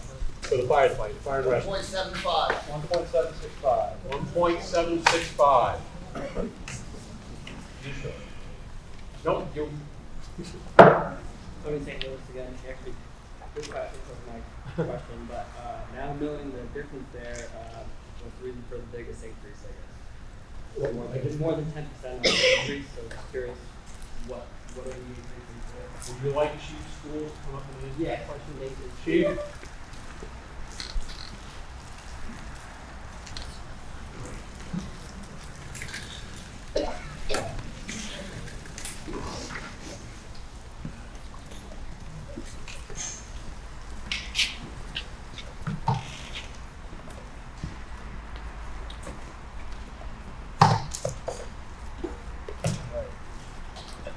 Thanks everybody for joining us at the fire station today. Thanks for the food. Sorry we didn't have more comfortable chairs. That was not a tactic, by the way. Article 33 is the regular fire rescue operating budget and fire police. I'm sorry. The increase is roughly $303,000. 87% of that increase is salaries. The fire union, so our full-time folks, just ratified a collective bargaining agreement. And that also increased the part-time wages as directed by the Board of Selectmen. That creates no new positions. So 87% of that was salaries and the rest were just general operating budget increases. Does anyone have any other questions for Chief Schools while he's up here? Sorry. State your name. Jenny Henthal about how many full-time versus how many part-time? So the full-time staff, our line staff who are under contract is 8 positions that are under contract, and generally budgeted we have 2 part-time folks that work with them as well. So there's a maximum of 4 on during the day on the floor, as we would say. So they're jumping on fire trucks, ambulances, or whatever. We have 60 employees altogether. Myself, the assistant chief, our office administrator, and the rest of the paid on call and per diem. So per diems work for us on their day off from a full-time job generally. So our number balances between like 58 and 62 on and off over the course of the year. Any other questions? Yes. What's that percentage increase on salaries? Hold on, I have that. It's a little messier though.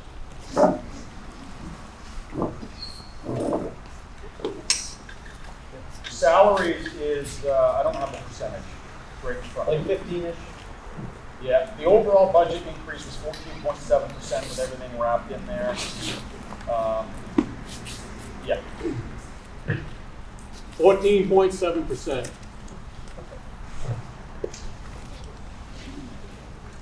Any other questions for Chief School?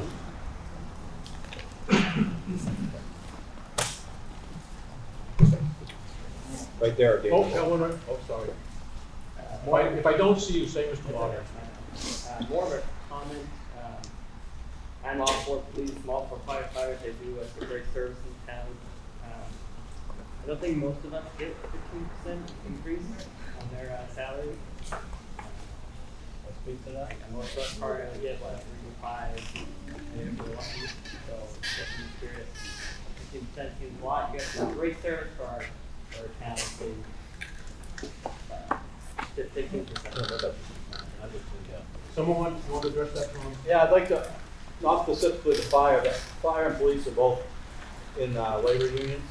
3-year contracts are what we end up negotiating for the towns around us do. The trouble lies, I'm involved in the police side of negotiations usually, and the trouble lies that we'll settle a contract this June and say some neighboring town of ours will settle it next June, but they have all of our information for the next 3 years. So the labor shortage is also in public services like it is everywhere in southern Maine these days. So whoever pays the most wins, and unfortunately the numbers you're seeing are, we did salary surveys for all of southern Maine when we did these, and we're not the highest because we know it's unrealistic to be competitive with someone with a larger tax base with more commercial property like Portland, Scarborough, Westbrook, but we're as close as we can do with salary and benefits to try to not, be a straight up no when we advertise jobs. So that's why you're seeing the large increases, because every year there's a new municipality around us settling a 3-year contract, and it's the best we can do to try to keep health and keep the taxes as low as we can. Any other questions or comments under the motion under Article 33? David? Just a comment again. And I'm not against the police and the fire department either. I was on the fire department for 20-some years. The police department I was able to control for either 5 or 7 years. So I've been on both departments. Just letting the people know that, again, there is an article to buy a truck for the fire department, a pickup truck. that's coming up later on, so that is not part of the total amount. It is, this is the total, this part, that is in addition to, for running this part. Just to let people know that there are some Yeah. Just to piggyback on Dave's comment, these articles are the operating budget, what the operating cost is. He's speaking of, yes, there are additional things for the departments, they're capital expenses. That's why they're separate, because the townspeople have the opportunity to listen to the chiefs of why they need these things for their department. These articles, why it says $2,137,000 for the police department, that's the operating budget, what it costs to have them function every day. Any other questions or comments under Article 33? To the right. Just a little background, when we did our wage study. Could you tell us who you are? Oh, I'm sorry, Jeremy Bevan, I live in Park Farm Road, here in town, the assistant chief of Buxton Fire. Just so you have a little background, we're talking wages. When we did our wage study, we were the second lowest town from here to the other side of Cumberland County, or excuse me, from the tip of York to the other side of Cumberland County. Over the past 2 years, we lost 6 full-timers to soccer that we had hired, trained, and then they went to soccer. We lost Kennybunk, we lost, I think that was it. But it's not just the union that are included in these wages, it's also the call members. So the town members get a very, very small portion of that, and also the unions. So the unions come and work for them, come from another department, and basically supplement half of our staff. And so we need to keep those as well. So unfortunately, every fire department, you've heard on the news, right? Nobody can get them, nobody can get firefighters. We're training as fast as we can, and so that's really the biggest issue. Back.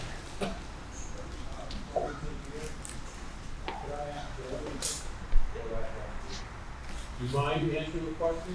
I was curious how much you think we do medical and you have training people and they're going to So currently, Chief could probably answer that.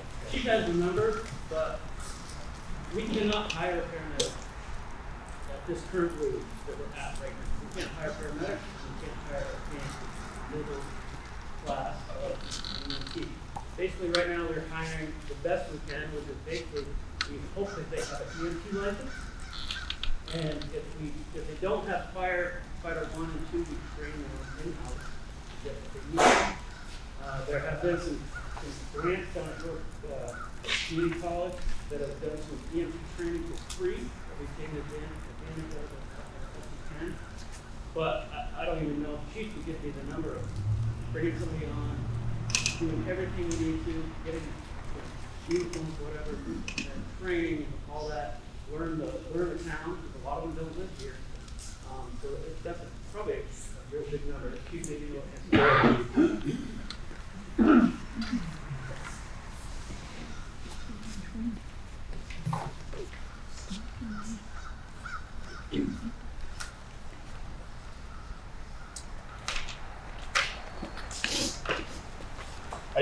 I just want to give, in the budget that we're in right now, so the paramedics, firefighters, EMTs that are working right now for us, a paramedic is the highest trained person. A paramedic can start, an IV can give you multiple medications to stop your heart, to start your heart, can intubate you in the field so that they can breathe for you. They can shock your chest when your heart is not working, all the way from a basic EMT who can use an AED, who can give very minimal medications. The starting rate right now for a firefighter EMT who can start EMT care for you and is also required to be cross-trained as a firefighter is $17.84 an hour. They drive fire trucks, they drive ambulances. They are the initial start. Their basic class is 3 or 4 months long, they certify and they license. A paramedic whose training is 18 months, starting rate for a full-time paramedic firefighter who can activate the cath lab, which is going to put stents in your heart at Maine Med or any of the other hospitals, they start at $24.70 an hour. So when we start talking about wages, we're way under in the budget that we sit in right now. We looked at multiple agencies, and right now, if we look at the 2026 budget, which we're in, the request that you see in front of us still puts us under the 75th percentile of all the contracts that we have.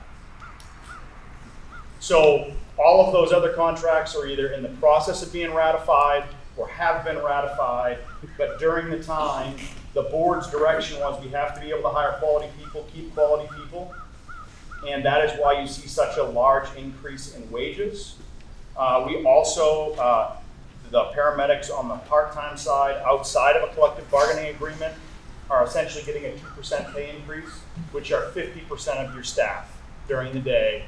And generally, they're the largest group of paramedics that we have in this department. And unfortunately, per diem, I've been told, means per day. Plenty of people hire per diems. And if we don't pay our people what they're worth, they're just going to go work for another department at a higher wage. And realistically, they're doing less. So I think our folks, both full-time, part-time, and call folks, are worth that wage increase. Any more questions from the chief? Got one right here, Jim.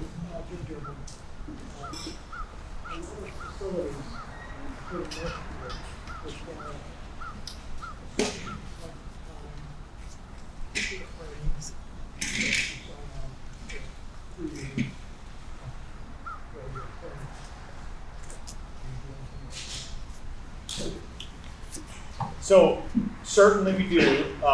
We have what we call an educational contract for anything. If we send a firefighter to firefighter school, which can be anywhere from 3 months to 6 months, or if we send a person to go get trained as an advanced EMT staff, essentially all that is the amount of money that we pay to put the student through the class. But what we lose is far different. There's differences between police and fire. I know that in the past, if Buxton or any town puts a law enforcement officer through the Maine Criminal Justice Academy, there's an amount of money if they leave within 4 or 5, whatever years it is, there's nothing for us.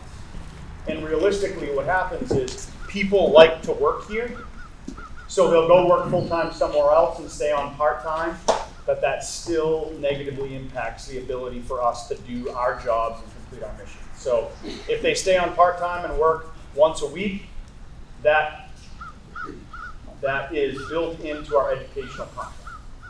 But we're still reaping the benefits of their training, just not as much time. Another question over here? It's not really a question. It's Nancy Hendricks. It's a statement. I am a family nurse practitioner. And I'll tell you right now, the medical staffing of people is the lowest income compared to electricians, plumbers, etc. This is life and death. If you don't have these people, you're not going to be here. If an electrician blows the house, well, you're going to replace it. Remember, this is what you need to have to survive.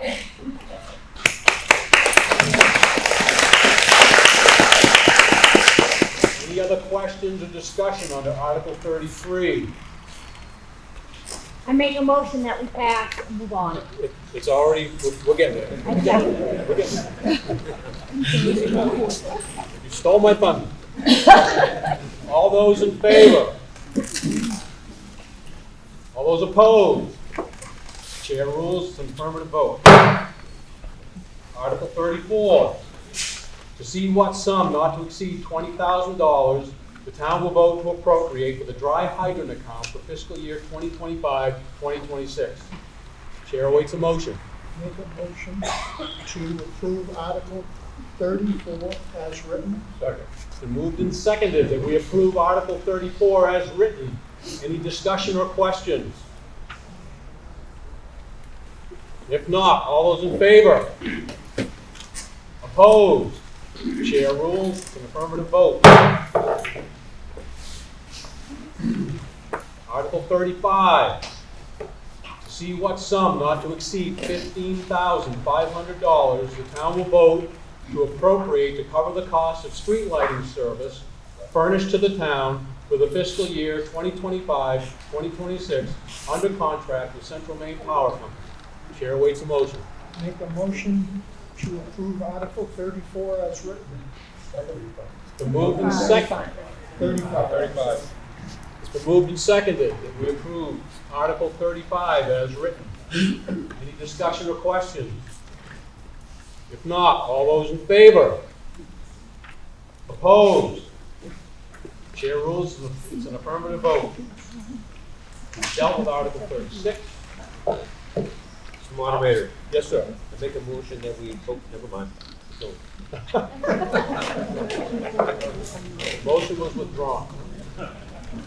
Article 37, to see what sum not to exceed $1,306,493 the town will vote to be used for transfer station and sanitation services for fiscal year 2025-2026. Chair waits a motion. Article 37. As written? As written. Second. Been seconded. Been moved and seconded that we approve Article 37 as written. Any discussion or questions? If not, all those in favor? Opposed? Chair rules, affirmative vote. Mr. Moderator, I make a motion that we approve Article 38 to Article 42 as written. Second motion. Article 42. Okay. It's been moved. Did we get a second? Oh, second.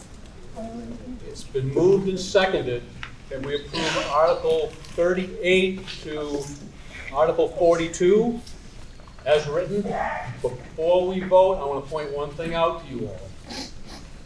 Under Article 41, if you add up the requested column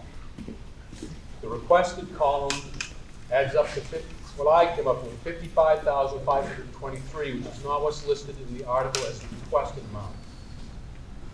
It looks like the recommended amount was put in the article. I know under normal circumstances we put the higher amount in, but for some reason all three figures were the same. What I'm coming up with is different. I have a motion and a second. So we'll open up the discussion. Yes. As a parent of small children in Buxton, this is not enough money for our parks. If you go to Concord Park, there's no swings, there's no slide, there's no equipment that my less than 2-year-old child, my less than 4-year-old child can use. They have to go all the way to the Buxton Center Elementary, which isn't super convenient to us living down here in this area. And if you go to Groveville, a lot of that equipment is super old. It's decayed, it's gross. There's beehives in the summer attached to it all summer long. And the slide, you slide down that slide and you go 4 feet shooting off of it. And I want our town to be aware that we need more money into our parks. We are adding dozens and dozens of families to this area every year. And this is something that's important for children growing up and for creating a large taxpaying base for our community. So please consider adding more money to this budget in the coming years. Any other discussion? Yes. This is Jonathan Kinney, Lowell Road. In regards to Article 41, we'd certainly like to entertain a motion or an amendment in regards to the Saco River Corridor Commission. The Saco River Corridor Commission is state funded and is already funded by our state taxes. Our planning board takes care of the zoning laws in regards to shoreline zoning, in regards to the regulations of that. So therefore, I would certainly entertain an amendment that we reduce the Saco River Corridor Commission to 0. You can make that motion as an amendment to this article if you wish. That's what you can do. So you make a motion that we reduce The Saco River Corridor Commission from 1,000 to 0. Is there a second? Can you reallocate those funds to the other parts? No. You either eliminate it completely or leave it completely. So I have not heard a second. It's been moved and seconded. We amend Article 41 to reduce it by $1,000 by eliminating the amount to be given to the Saco River Corridor Commission. This is, we're voting on the amendment. Yes.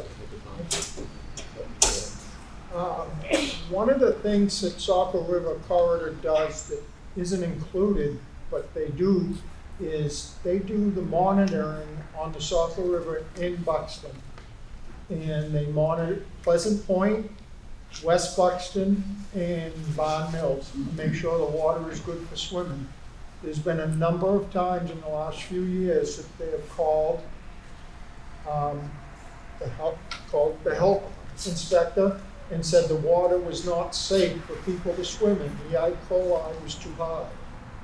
So that's a service they do for us. They do it every single week during the summer. So we are getting a benefit.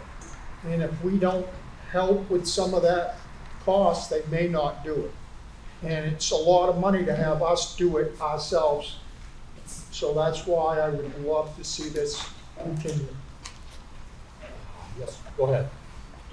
I'd just like to remind the citizens that this Saco River Corridor Commission is funded by the state of Maine, and we pay for it in our state income. Any other discussion on the amendment? We're voting on the proposed amendment to Article 41, which would be to reduce the total amount by $1,000 by eliminating the amount given to the Saco River Corridor Commission. All those in favor of the amendment?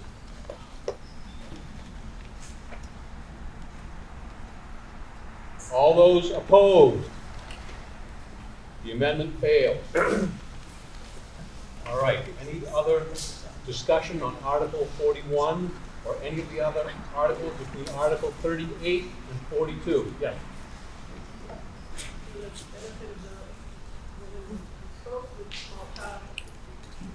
Maybe doesn't understand the procedure. On behalf of the I propose that we increase the playground line item for We can't. See, if the actual requested amount had been put in the article, we could have voted on that, but for some reason that didn't happen. I think it was just an oversight. So we can't. So are there any other questions or comments? Yes.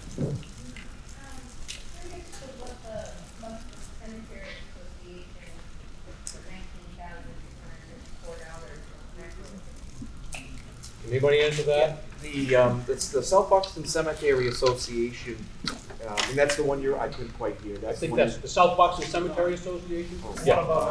The one above it? Oh, Buxton Cemetery. Okay, all right. The Buxton Cemetery Association, that one right there, that goes for the care of our veteran graves in those cemeteries as an obligation from the town to make sure veterans' graves are cared in perpetuity. It goes to the care of veterans' graves. So graves get more money than parks for kids? Can I speak to that? Okay, yes. In regards to the parks, all of our parks have trustees. So if there's something in the future you want, I'd advise you to reach out to the town, find out who the trustees are. All citizens of the town who generally live near there. So if there's something you want at a specific town, like Town Farm Park, reach out and see who the trustees are, discuss it with them. They do have money in their budgets that they carry over year over year for capital projects, or they could come to the budget committee with an increase next year or whatever it is that's a concern. So any concerns on any parks, there's trustees, and quite often we're looking for more. So. Okay, and just a reminder, please don't shout out. Wait to be recognized by the moderator, get my attention before you speak. Okay. Articles 38 through 42. Any further discussion or questions? In the back.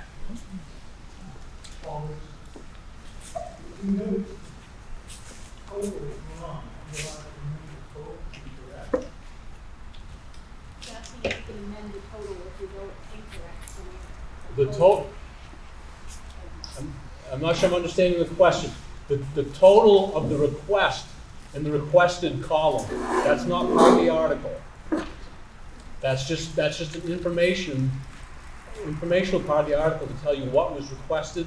But when I added that up, it adds up to more because I believe the amount for Estes Park was reduced under the recommendations of the selectmen and the budget committee. However, since the recommended amount from the selectmen and the budget committee was put in the article, you can't increase, you cannot increase it. If we had gone with the requested amount that was higher, you can always decrease it or go with that amount. But because that amount was not put in the article, you cannot go higher. All right. Any other discussion or questions on Articles 38 through 42? If not, all those in favor of approval as written, raise your hand. Opposed? Chair rules, affirmative vote. I make a motion. Okay, is it a procedural motion? Yeah. Go on. I'd like to make a motion to move ahead to Article 59. Okay, it's being asked to go out of order to address Article 59. Is there a second? We moved and seconded that we go out of order to address Article 59. Any discussion on this motion? Who seconded that motion? Who seconded that? Leanne. Oh, Leanne? Sure. I can't keep going. Gotta get.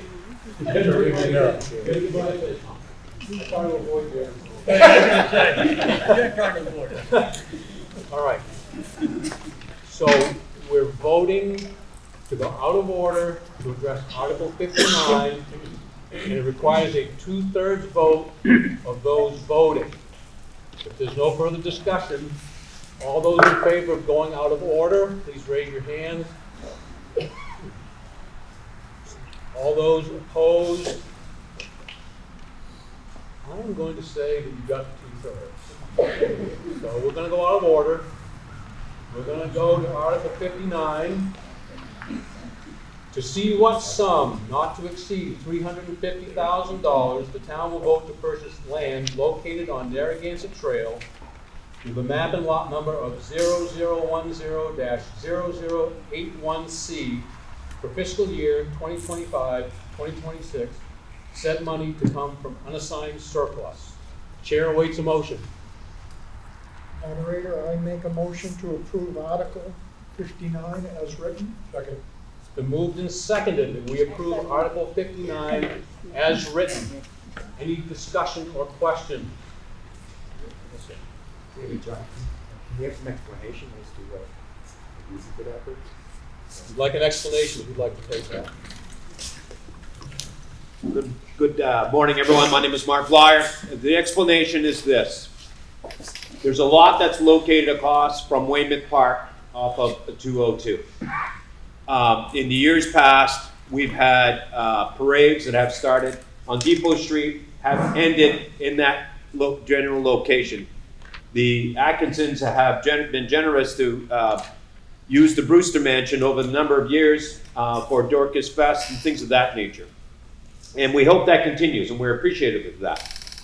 We had floated the idea out that this would be a good alternative for the future. In the past, we've had that for fireworks, but that lot does not belong to the town.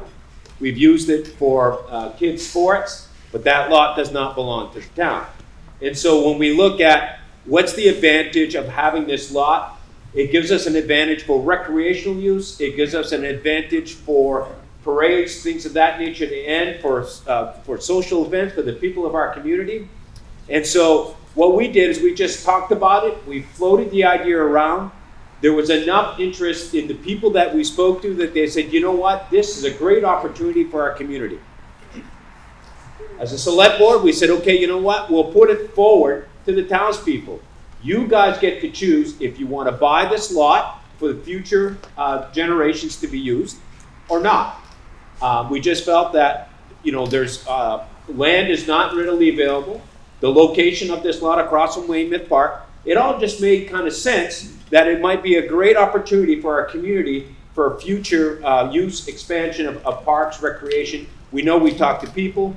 We put it out on the town floor, you know, during our town meetings. We had questions and answered. And we're just here to say, look, this is an opportunity. If you want it, great. If you don't, then we won't buy it. But we feel like this would be a good piece of property for the townspeople to own for future recreational use, you know, parade use, whatever that may be. Any other questions, comments? Yes. Heather Rumray, can you get from the rec director any additional information she can share? Would you like to come up, Grace? Is there a specific question, Heather, or just overall? We already have other parks. What would this add to the town if we were to purchase it? So the town, so first off, I'm Grace Mahalian, I am the rec director. First of all, I don't oversee parks, that is trustees, what the board has already said. If you were to purchase this land, it's adding recreation for down the road. It may be a playground, it may be soccer fields.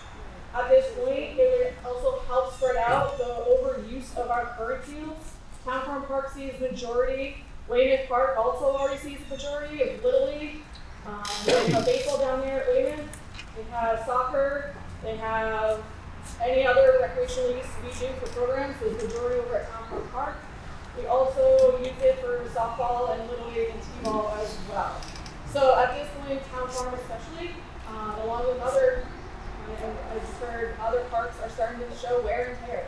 At this point, if we add in the value of this land, it'll help spread the love a little bit on other town property and give us an easier time to save you guys money in the long run of maintenance costs on other ones. Does that answer your further? You have any further questions? Okay. You all set? Yes. Catherine Lampson. First of all, I want to say I'm in favor. But two questions. What's the actual size of the lot? And how much is the lost tax revenue? What size of the The lot? size of the lot is about 3.2 acres. Currently, we're receiving somewhere around $3,000-ish in tax revenue. But I think something else that I did not mention, you know, as we look at making parks, if you bought a chunk of land where you had to basically excavate it, pull the stumps out, you know, grass it to get to where we're at now, the cost to do that is extreme. You know, it would probably be $100,000 potentially to get that kind of field made. So we looked at that as well. And really, at the end of the day, you know, one thing that the deciding factor is, even though we're not in the real estate business, this is a great piece of property for the town. But if the town chooses in 10, 20, 30 years, we don't want that anymore. I don't think the town's going to be upside down in any way. They could recoup their tax revenue very easily. I noticed on this article that it says, said money to come from unassigned surplus. Can you be more specific on what unassigned surplus is? And I'm wondering if. Go ahead. Yeah, so basic. In another place. So unassigned surplus is basically an area where if the department's budget is $2 million and they use, you know, 1.9 million, there's $100,000 left. That 100,000 goes into unassigned surplus. And so basically the townspeople, when we many years ago took over, our town accountant said we need to be a healthy town. We need to be 60 to 90 days worth of cash revenues there, in case, you know, people stop paying taxes or whatever the case may be. And so that is in the unassigned surplus. And so we're taking money instead of basically getting a loan. We're taking resources that we have, basically cash, and buying it outright. And that's where that money, you'll see a lot of articles within here today that takes money from unassigned surplus. That's basically a savings account that we're taking and buying, trucks or whatever you guys are choosing to purchase with cash instead of financing. Why don't we take out the sign of surplus for that? Put towards what we already have. You're able to do that. This is like, again, you're the townspeople. You get to vote what you want to do with the tax dollars that you pay into the town. It's your choice. You got a follow up? In part, that's part of my question. I had also thinking of recycle, police, fire, rescue, and so forth. I think from my point of view, where we're talking about finances, those that seem to be more important places to take that access. Yes. Could you stand up and identify yourself, please? Rick Roberts, what was the total value of the unassigned surplus the town has? So that changes year over year. Right now, I believe we're around $6.2 million. But keep in mind, we need to be 60 to 90 days at a $23 million operating budget, right? 60 to 90 days of that would be roughly, $5.5 to $6 million to be in that healthy zone that our accountant tells us we need to be in. Hi, I'm Sheldon St. Louis. I'm all about parks as well. I feel like we have so many parks in town that we don't take care of. So I feel like it'd be best if we invested into the parks that we have instead of buying more land. This land is valued by the town at about $185,000. So we would be paying over double for this piece of property when we don't even have it assessed for that. It's assessed as commercial land, so it's already assessed higher than it would be anyways. So I feel like it would be a bad investment because we're paying more than it's worth. So that's my take, and I would be happy to put money to other parks. I don't think we need this. The town already owns so much tax card property that we don't do anything with. It's just sitting. There's no taxes being paid. The town already has acquired it. I don't think we need to invest in any more land. We already have land. We're just not using it. Can I respond? Yeah, go ahead. So, that might be an accurate statement that the assessed value is what she stated, right? But assessed value doesn't mean market value. I can tell you that building lots in our town are going for about $180,000 now. So if you think you can buy a 3.2 commercial lot in the town of Buxton for $100,000, I don't think that's an accurate interpretation of what it's worth. They were asking $400,000. The owner is a town's member. He did mention that, and there was a broker. She did not take a fee, and he reduced the price to the $350 because he wanted the town to have the opportunity to have it. So. Yes, go ahead. Elizabeth White. Is the property going to become a park or just, and who would be, I'm in favor of it, I think we need more big space for parks. Would somebody be in charge of it, I guess, is what I'm asking. Would it become a park and a trustee, or is the town in charge of it, or who's going to make things happen there? Because I see over the years the use of that field has declined, and I would love to see more use of that field, so I just wanted to So right now we're just looking at the purchase of the lot. But once it would become part of the town property, we would then basically start not a trustee but a committee that would take care of the park. Public Works is going to end up by mowing the park, and the decline in use you've seen is a little probably potentially complicated because the lot, even though the townspeople have used it for years, it has not belonged to the townspeople, and the owner of that property could designate who he wanted to use it or not. And so by purchasing this property and it becomes town property, the townspeople will then have the opportunity to choose what they want to do with that lot and what the future looks of that property if we so choose to go in that direction. Yes, sir. You. What happens if a nonprofit buys that? All good questions, it's a nonprofit, all that goes up to you. Okay, and get some revenue, the town better off to own that. Yeah. Shelby, you want to talk? Yeah.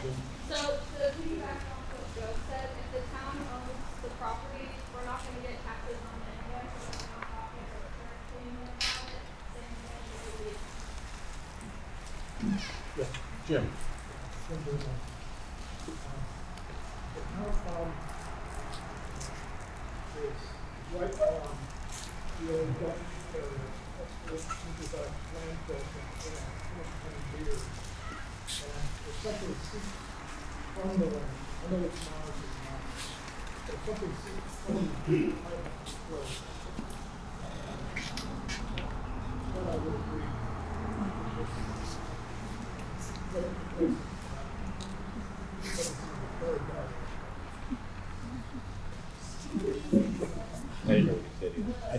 I think what I heard was he was concerned because there was an old town dump near the town farm park property, and if that should ever cause a problem, you might have to close down town farm park. That, you know, that's just speculation. It could happen, maybe, but I think that was the gist of his concern. Leanne.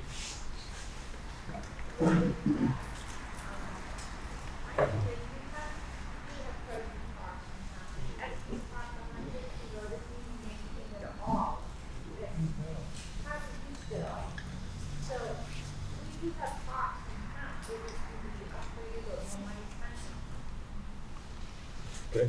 Any other? You want to respond? So I think what's important here, people, is we do have parks in our town. We're not looking to create more parks. What's unique about this property is the location. That's what's unique about this. We're not looking to buy land all over town to make a bunch of different parks. The location of this property is what is really unique. Weymouth Park gets used.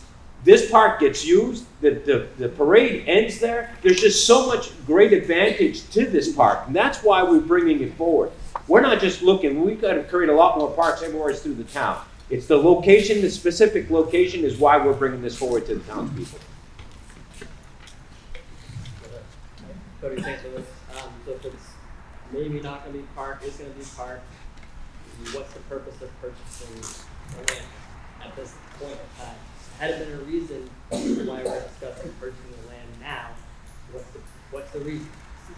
So the reason is the lot is for sale, right? It's not like it's, if it disappears, it may never come back. The point behind this is to make it a recreational use spot for the people of this community. That's the reason we're trying to purchase it. So if it's going to be recreational, we already have parks that we don't take care of. So why have more land that we maybe don't take care of? If it's going to be recreational or a park.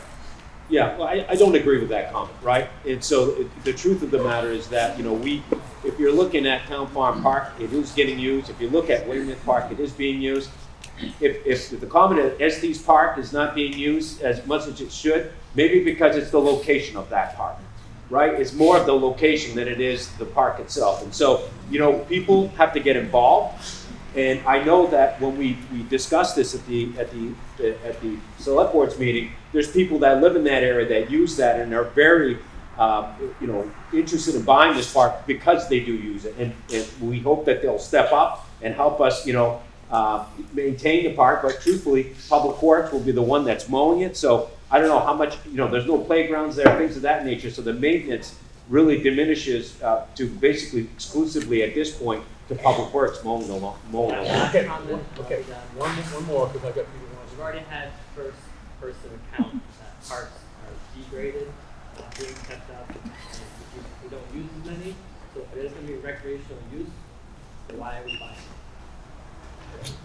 it? Jan, you had your hand up? No, one more behind you. I see you. I'll get to you.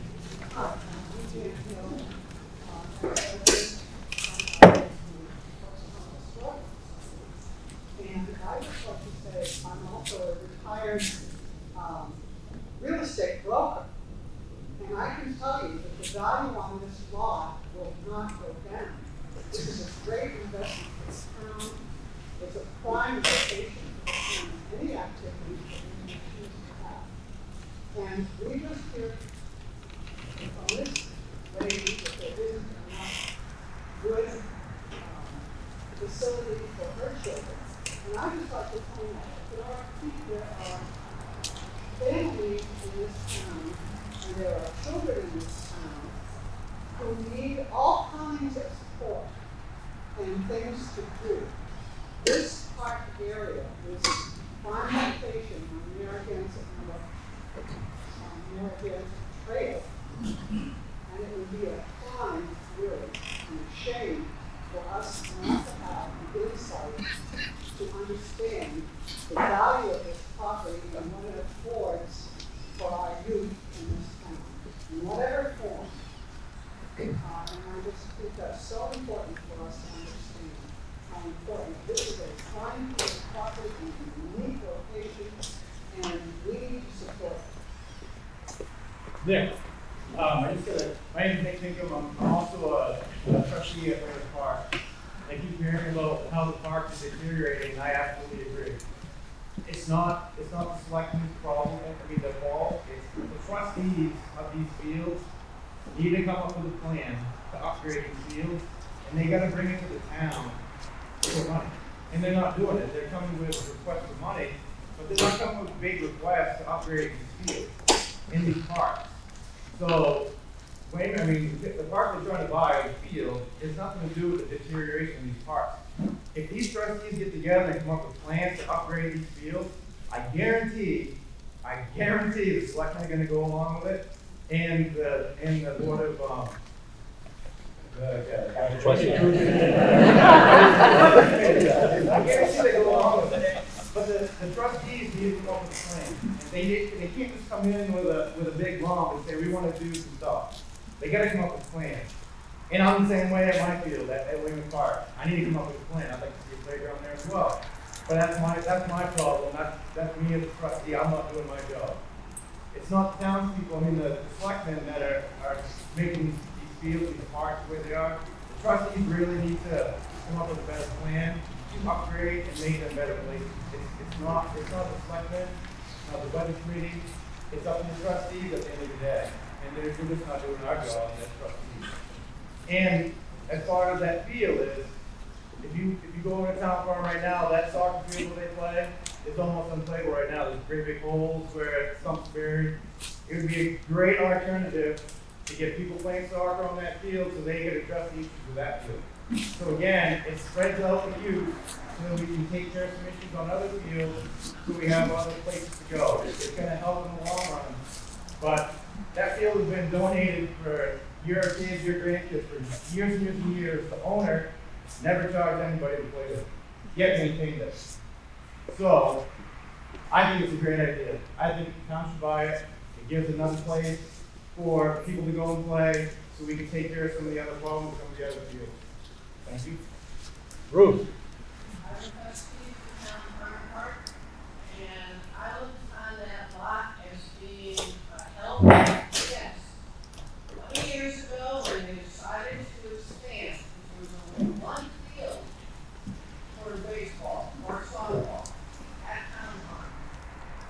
Well, they did what most contractors do, the U.S. Army Corps came in, found the trees, and they buried the stumps. Well, in 20 years, if you know your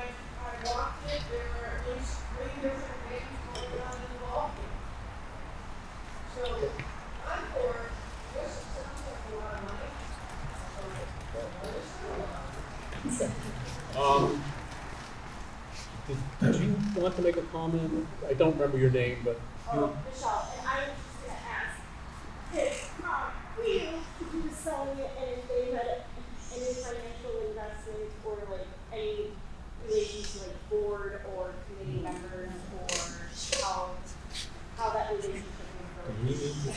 to get into that. I know the owner. He's not a family member. You know, I don't think he's my enemy, but I don't think he's my best friend. We don't hang out all the time, but I know who he is, and I have had conversations with him. Yes. Allison Brand.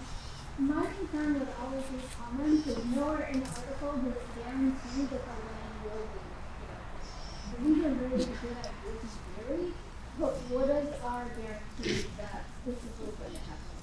That it is really for our future generation and our employers. Go ahead, Mark. So, we're presenting this to the townspeople. The townspeople are making a choice. Our intentions is to make it a park for the recreational use of the people of the town of Buxton. Next year, if you guys all come here and, or let's say we say yes today and we purchase this land, and next year the townspeople say, hey, we want that to be a parking lot. Again, that will be your choice. That's not what the intention in here. The intention is here is to have a field for the rec department and the people of our community to use. That is what our intentions are. If you choose to do something different with it, that will be your choice. Okay, can you hold on a second? I just want to clarify one thing real quick, because it's wonderful, there's a lot of new people here, but I want to make everyone aware that's here, we as selectmen in the budget committee can't spend money over $10,000 without voter approval. So if the town was to buy this, we can't do anything without voters voting on anything. Anyway, that's why we're going through all these articles. The selectmen and the budget committee are not authorized to spend that sort of money. So just so you're clear, if it's bought and there is a plan to do anything on it, whether it be a playground or to spend any money on it, it's going to have to go to the voters anyway. So you're next. Alice Nassau.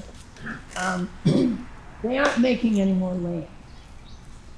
And I grew up in Sioux Falls, Standish, and it's ungodly how everything is houses now that used to be farms and fields. That lot on 202 would be wonderful house lots. And I think that we would miss out on a great opportunity if we pass up buying this. So I'm in favor of buying this lot. One of the reasons I think it would be a good investment for the town, because if we don't buy it, somebody else buys it and wants to put some type of business, whatever they want to do with it, that doesn't fit in with the town.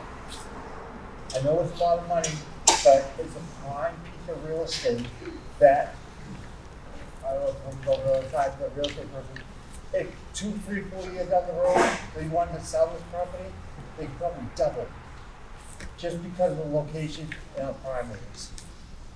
So if it's used as a park or if it's used as anything else, even just to have it, I think is a good idea. Thank you. Anyone? Okay. Griffin Hill, I speak to support the purchase. I think it's a really good deal. I'm not going to get such a good deal very often. And, I'm here in part because of foresight. Frank Wayne had some foresight and donated land to the town. And because of that, I was able to grow up here. And I spent a long time at Wayne Park, and I hope our next generations can do so also. Nancy Hendricks. I've been here for a good many years, and we have utilized that park through all of the occasions that we have had here. If we become in financial restraints, as we anticipate, we could go ahead and sell this land if we needed to at another town meeting. So why not purchase it at this price now? It would be accumulating in value, and it's something that we can utilize. They've been utilizing it as a soccer field, fireworks, and everything else. Why let a piece of land go? Because we're ready to address it. You haven't spoken yet, right? I'm Catherine Lanson, and we had the opportunity to use that park. I'm the president of the Dorcas Society. We need more space for our children. This is an opportunity that presented itself. Once it's off the market, it'll be gone. We scrambled this year for the Dorcas Society because we didn't have that park to use. For any of you who saw us out there, we spread out a few thousand tags, and children come to pick them up. We need to be investing in this opportunity so that we have a space for the future. We really need to think about not what's happening today, but we need to think about the children and the activities that are going to happen here. And if, as this woman said over here, they're not creating any more land. This is what we have, and this is our opportunity. So we need to take that opportunity now, and I'm in full support. Anyone who hasn't spoken yet, who wishes to speak to Article 59?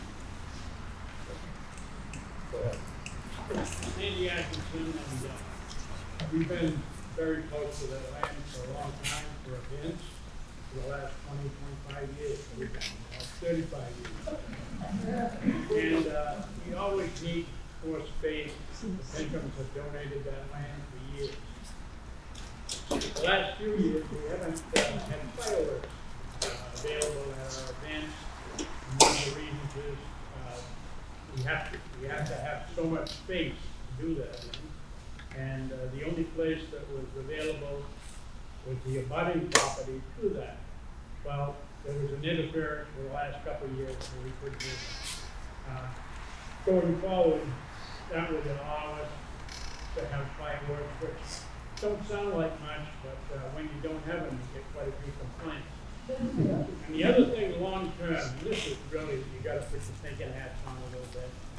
The cemetery abuts that land, and we've done some long-term predictions as to when that's going to run out, and it's probably going to be 100 years, but there's only about 3.5 acres of new land for the advantage of that cemetery. Maybe someday in 100 years that might be a good place to advance the cemetery. It's a very valuable piece of land. It's in a very precarious spot, and we certainly support the town. Yeah.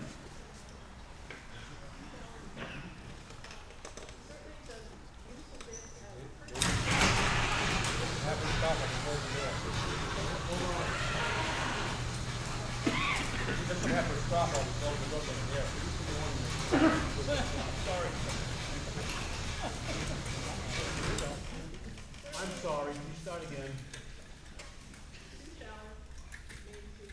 Certainly purchasing this property and maintaining it as it's already being used as a park is a better fit in a larger residential area than some of the other opportunities for commercial development. And personally, I would rather see it continue as a park than see another weed dispensary or another Dollar General or something else there, all of which can still happen down the road.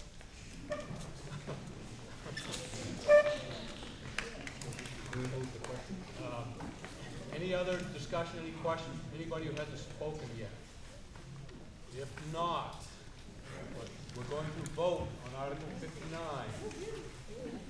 All those in favor? Opposed?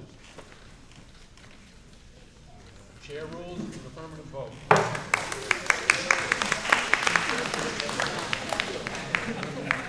Okay, we're about halfway through the articles. Want to take a recess? We want to keep going. Keep going.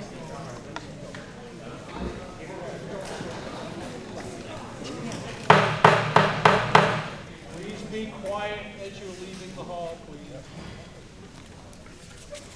Article 43. Shall the town vote to appropriate a sum of money for Buxton's share of a regional public access facility? Said amount shall not exceed the amount that the town receives from cable company franchise fees each year. Requested amount is $41,550 for fiscal year 2025-2026. Chair awaits a motion. Mr. Moderator, I make a motion to approve the Article 43 as written. Is there a second? Second. Okay. Been moved and seconded that we approve Article 43 as written. Any discussion or questions? If not, all those in favor? Oh, you have a question? Okay, hold on. You have a question? David Johnson, could I understand what the regional public access facility is? What is? Yeah, that's the, all our meetings are broadcasted, and this is what this is going to. Thank you. Any other questions, discussion? If not, all those in favor of Article 43? Opposed? Chair rules, it's an affirmative vote. Article 44, to see what sum not to exceed $68,243, the town will vote to appropriate for the rental of trash cans for fiscal year 2025-2026. Said money to come from Article 41, account number E17080-742 from the fiscal year 2022-2023 trash can purchase, which allotted $300,000 per year until the funds are all extinguished. Remaining balance at the end of fiscal year 2024-25 is $182,000. Chair awaits a motion. Make a motion to approve as written, Article 44. Second. Been moved and seconded that we approve Article 44 as written. Any questions or comments? David? Yeah, it says $300,000 per year until the funds are extinguished. Is that a never ending 300,000? I think that was the original, and the funds were coming out of that until that was extinguished, not. So, I believe the way that article was written many years ago, when we did the last curbside trash pickup bid, we allocated $300,000 to buy your trash cans that you all received from Casella, Maine. In that process, when we went with the new contract, we decided to rent the barrels rather than buying the barrels. And that was after the town meeting. The townspeople approved $300,000 to buy the barrels, but then when we went to a rental process, the townspeople already approved those resources. So what we are doing now is that $300,000 is being carried forward every year until it's diminished. The $68,243 is what we're using to rent the barrels. And at some point, where there's $182,000 left, at some point that money will be dissipated and we'll have to, again,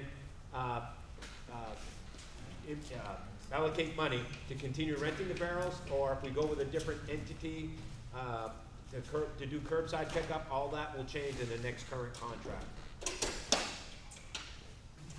Any other questions or discussion?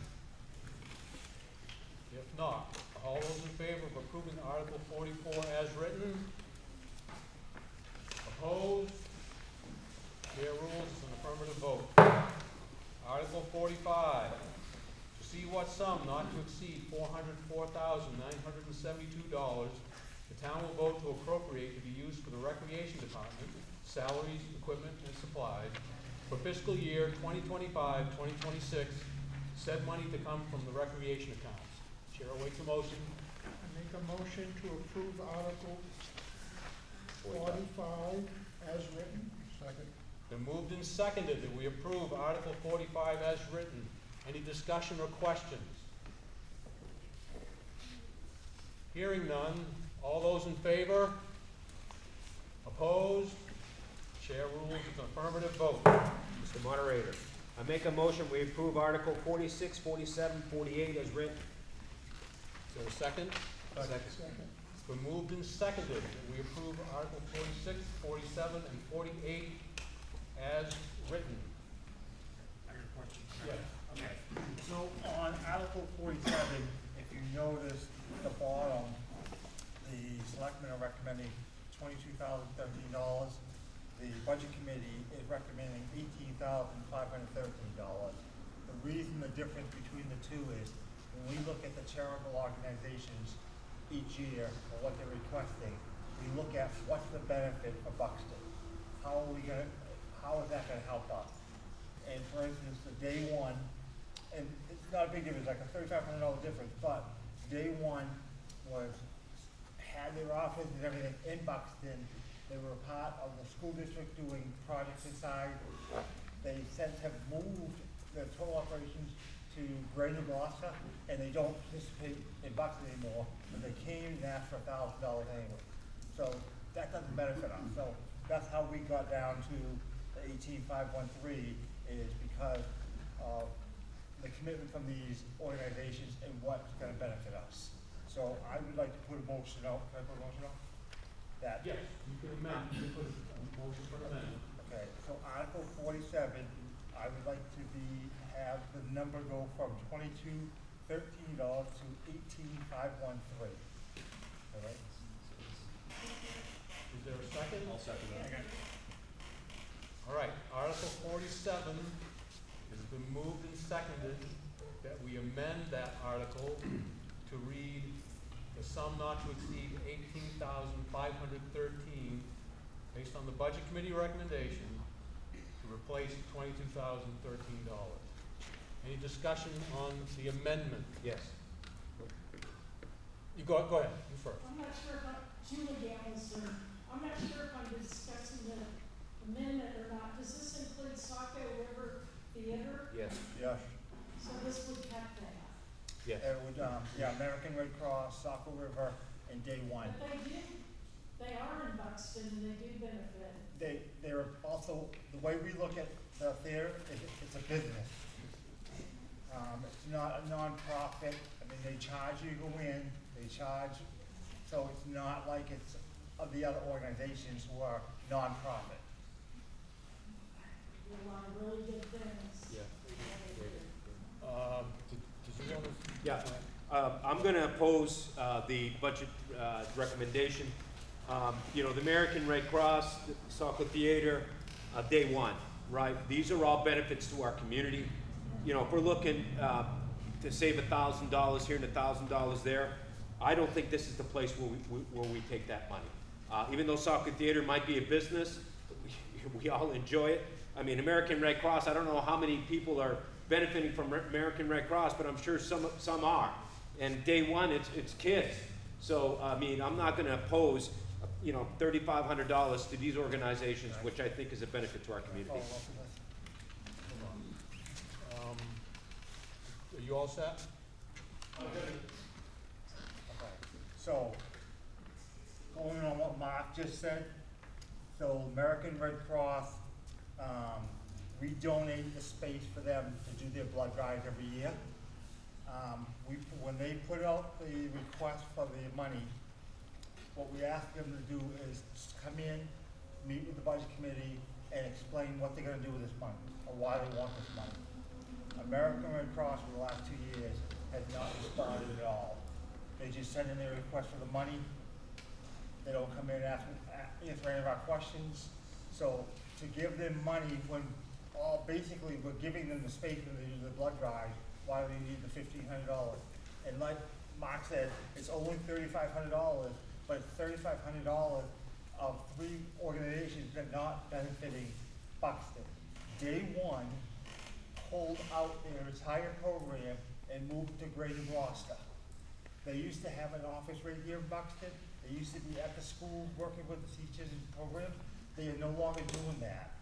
So why are we going to give, again, it's only $1,000, but why are we going to give them $1,000 to help them support their program in Greater Gloucester? Is Greater Gloucester Buxton? No. And if we're looking at the townspeople and looking for save money here and there, we're in $3,500 lot, but it's a savings. Jan.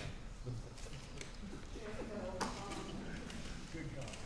I guess I can understand that you don't want to give to the American Red Cross, but I think that if Day One is located here, or wherever they're located, they're benefiting kids. And those kids live in our society. And our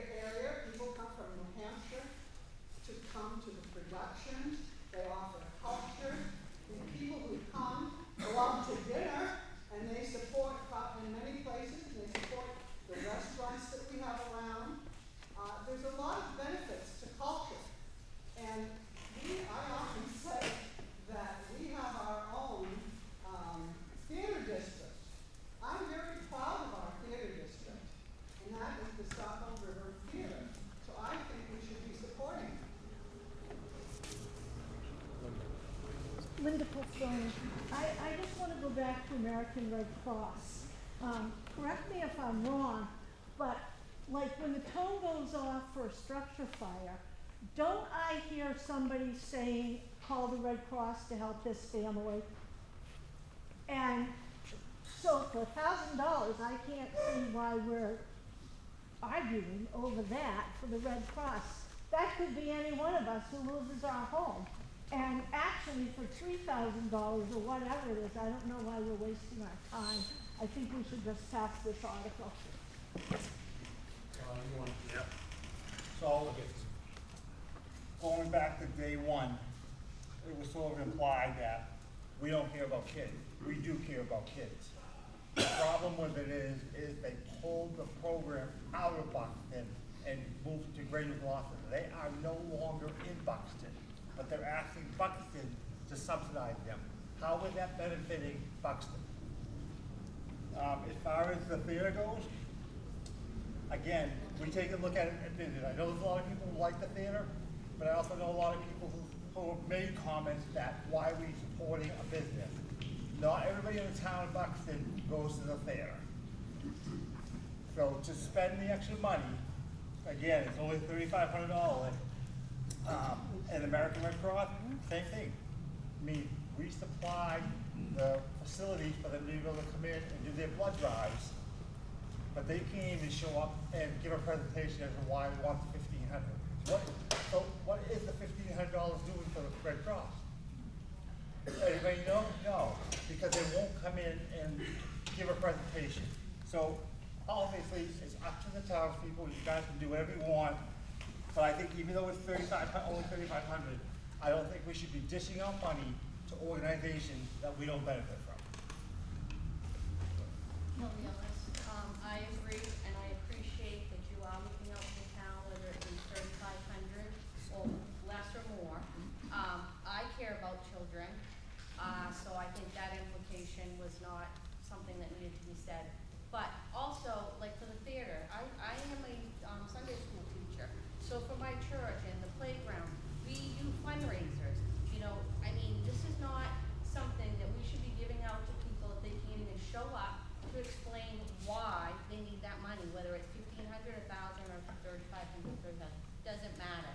And I agree, we shouldn't, you know, if we support theater but we don't support another business, how is that fair? So I appreciate that the budget committee is looking out for the taxpayers. Jim. Jim Gilmore. First of all, day one was not in Buxton, it was in Hollis. So we told Buxton. So, and, it's strange you just found $400,000 for the ambulance. I'm sure there are more things to do. But it just seems like a very special ambulance. But I know But that's another item. I know. But I think that's so petty. Pick on something that always benefits a good thing. We should probably give more. Anyone else who hasn't spoken yet? I agree. I think it's appalling that we're using this much time talking about this. Day one saved my sister's life, and she was not a resident of Buxton or Hollis when they went here. $1,000. It's crazy. You know,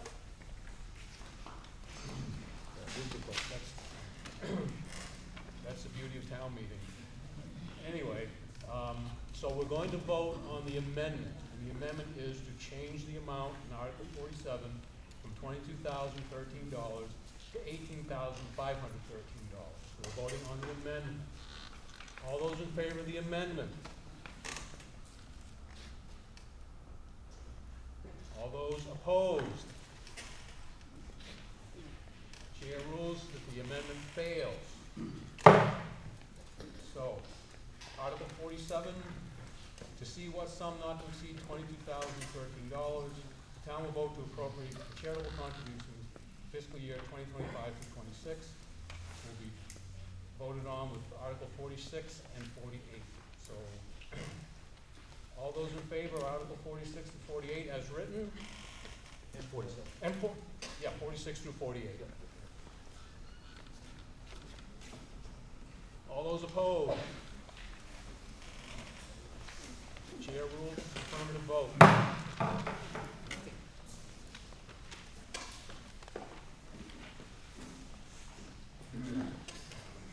Article 55.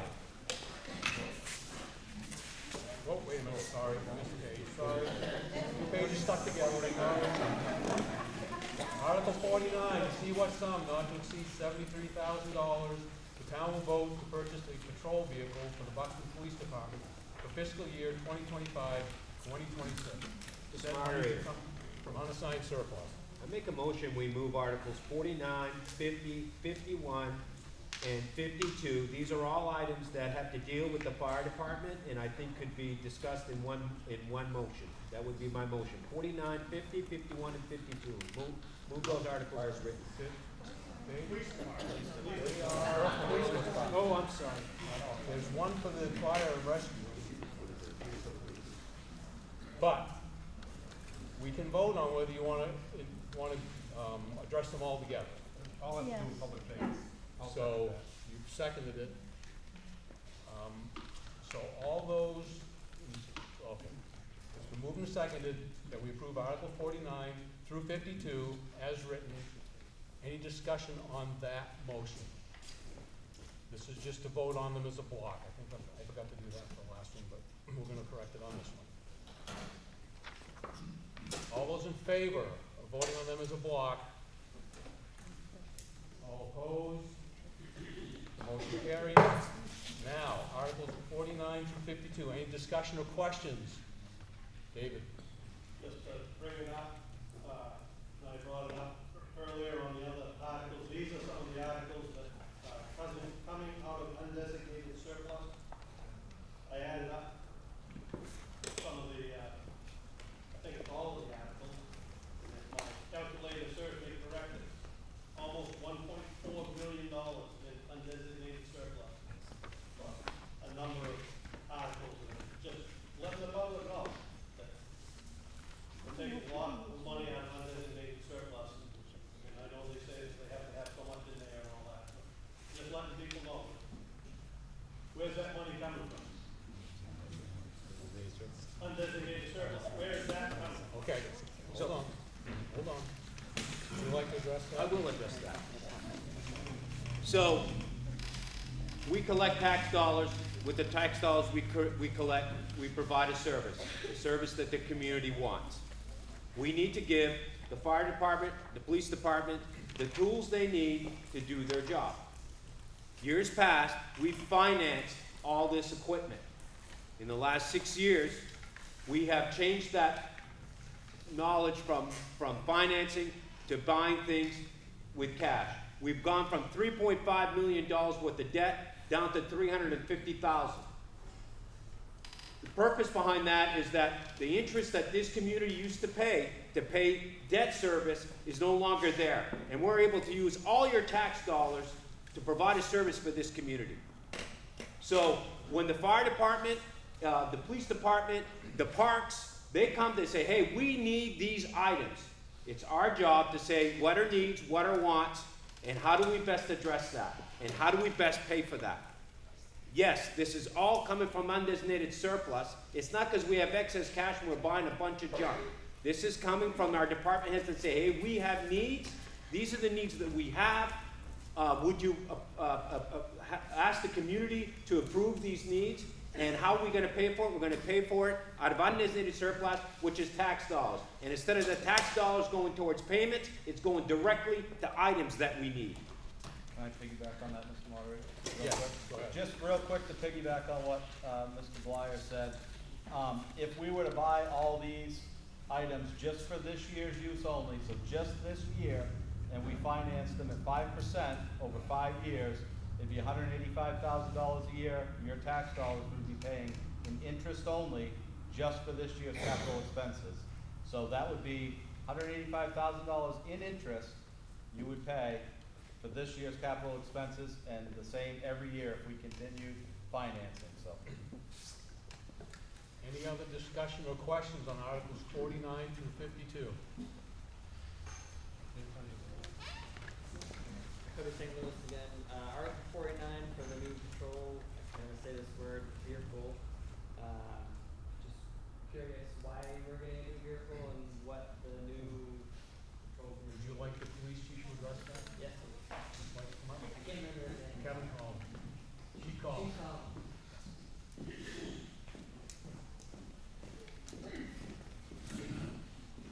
Good afternoon. I'm Kevin Collins. I'm the police chief. So I think this is a topic of discussion we have every year. So our police cars, we put about 2,500 to 3,000 miles a month on our cars. So our oldest vehicle in the fleet has 207,000 miles on it. So in order to keep our fleet running so that we can respond to emergency calls, we put in for a cruiser every year so that we can get rid of the oldest car in the fleet, and then we rotate them around so that we can keep the cars fresh, and so we have reliable vehicles. That's it? Any other questions? What are we purchasing exactly? Is it It'll an be a actual- Chevrolet this year. Is it an SUV or is it a pickup truck? It is a pickup truck this year. Okay. Is there a reason why we need a pickup truck in the police force? So that's a good question. So one, yes, there is a need for the pickup truck. It is a police pursuit rated vehicle. So it's essentially a Tahoe with a pickup bed on it. And there's a couple of reasons we're doing that. One, because we have training, we have to move equipment, we go to the firearms range, and we're loading that stuff into sometimes personal vehicles to get stuff moved around. It's always been something that we've needed, but kind of pushed aside. I did some research this year, because I had never looked into the purchasing of a pickup truck, and believe it or not, it's actually cheaper than buying a Tahoe. It's about $13,000 less than buying a Tahoe to get a pickup truck.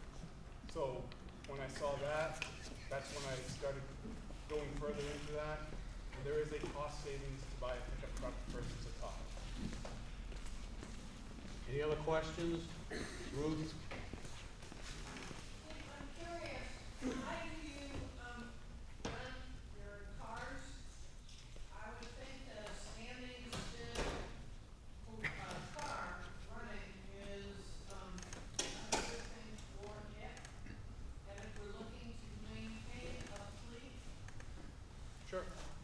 That's another good question. So there's a couple different things to that. So obviously, depending on what type of weather we're dealing with, whether that's cold weather or hot weather, the bottom line is we have about $30,000 to $40,000 worth of electrical equipment inside the cruisers, radios, computers, modems, radars.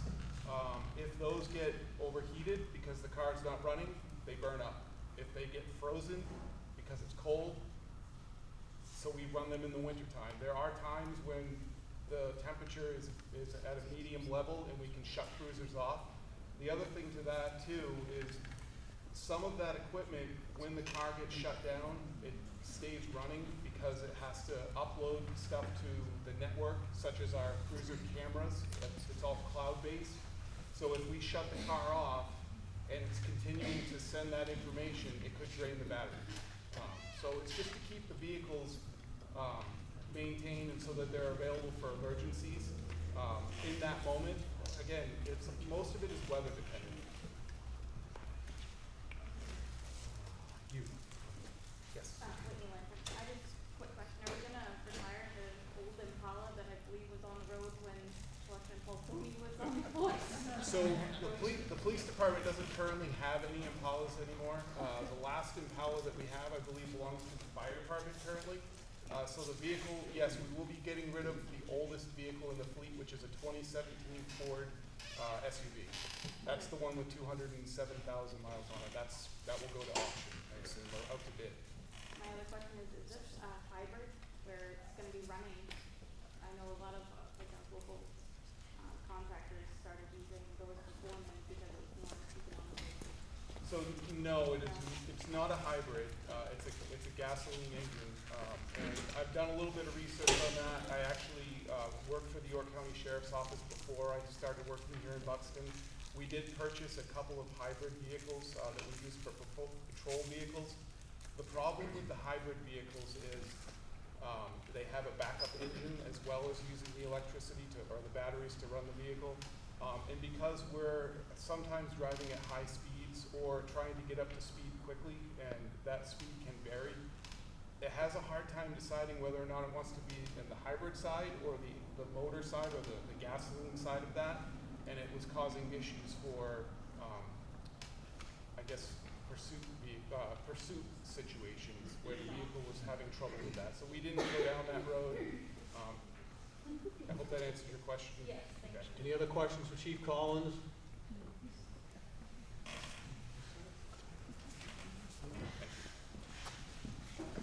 Any other discussion on Articles 49 through 52?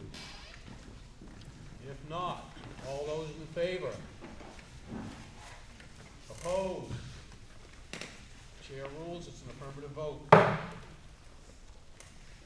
Article 53, to see what sum not to exceed $260,000, the town will vote the purchase of a new dump plow truck, said money to come from unassigned surplus. Chair waits a motion. Make a motion to approve Article 53 as written. Second. Been moved and seconded that we approve Article 53 as written. Any discussion? Focusing on this again, I hate to repeat the question, but can you give an explanation to why we won and the research as well? The Public Works Director up here. We got a new one last year to replace the truck, and then we had one over the winter blowing engine. So I was going to put in for a new pickup truck, because we also have a pickup truck going out to bid that is blowing an engine. We put that off another year, and we had to put in for a big plow truck, because we'll be down a truck, because the one lost the engine. It was an '04 that lost the engine, so that's the oldest one we got. Well, we have one that's older, but it's in the backup, so we're gonna keep that one, instead of moving that one out, get rid of the one that blew the engine. Any other questions? Jim? Have we got any bids on the two vehicles? I think they close next week. They closed the 14th. Oh, they're gonna be posted. Okay, it must be. They're out, we just haven't closed yet, right? They haven't closed yet. Wednesday. The bid closed June 11th, which was this past Wednesday. For the truck, for both. Hold on. Would you like to speak to that? Yeah. Okay. Yeah. Stand up, please. So the bids were being accepted until June 11th, which was Wednesday. At the selectmen meetings Wednesday, they said something about bids were being accepted until June 14th. So I don't know why the dates were changed in terms of the bids, but I don't know if it's because we haven't got any bids yet or what the deal is. Maybe the board can speak to that. Would you like to speak to that? So I know that there wasn't a lot of activity on these vehicles, you know, you got two blow motors. The truth of the matter, any excess vehicles that the town has, whatever it may be, fire trucks, or, there is no value, right? And so whatever resources that we can obtain, would be beneficial. And so I know the last I spoke with Hunter, the people were talking about it. But again, that was before the closing of the bid. But we had not received any as of yet. Could we have received some in the process? Potentially, but I don't know. You're allowed to have two unregistered vehicles in your yard. I think it would look beautiful. Any other questions or discussion on Article 53? If not, all those in favor? Opposed?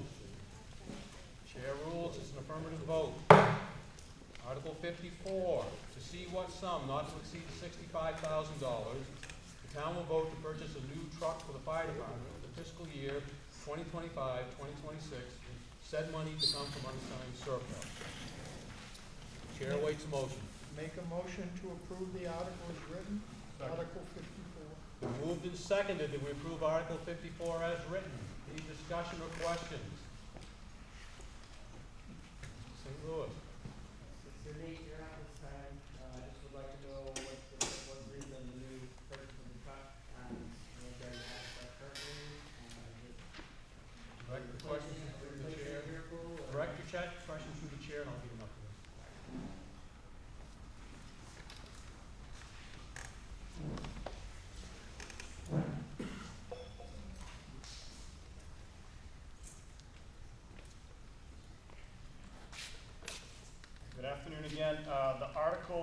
unmade schools, for those of you who may have come in after I spoke last time. Article 54 is requesting $65,000 to fund the purchase of a 3/4-ton pickup truck to replace the current half-ton pickup truck. As part of the whole budget cycle, there was 2 vehicles asked for replacement, not big fire trucks or big ambulances. This year, the current half-ton truck would be stepped down to the assistant chief, who's currently in that Impala I think I heard somebody talking about earlier. The 3/4-ton is needed because we haul lots and lots of hose or equipment, and it would help with weight rating. This truck, in years past, has been talking about maybe having a plow on it. This truck will not have a plow on it. It'll be for the fire department, fire and EMS. Just this past year, we had a situation where Public Works couldn't get to a location. The service truck was, I believe, tied up somewhere else. Actually, it wasn't tied up somewhere else. And we had to use somebody else's 3/4-ton to go pick up a patient on a backboard and bring them to an ambulance because the street was, we couldn't get an ambulance there. So those are the sorts of things that we use for this. The equipment that would go, that the assistant chief carries in his car includes radios, fire gear, air packs, EMS gear, radios. It is a direct response vehicle, and the service truck will be used as our current service truck is used. Any other questions for Chief Schools? Did you say it was or was not coming with a plow? It is not coming with a plow. Follow up? I was just gonna say, you get a plow on it, you plow the station roads. That's not my decision. That's out of my purview.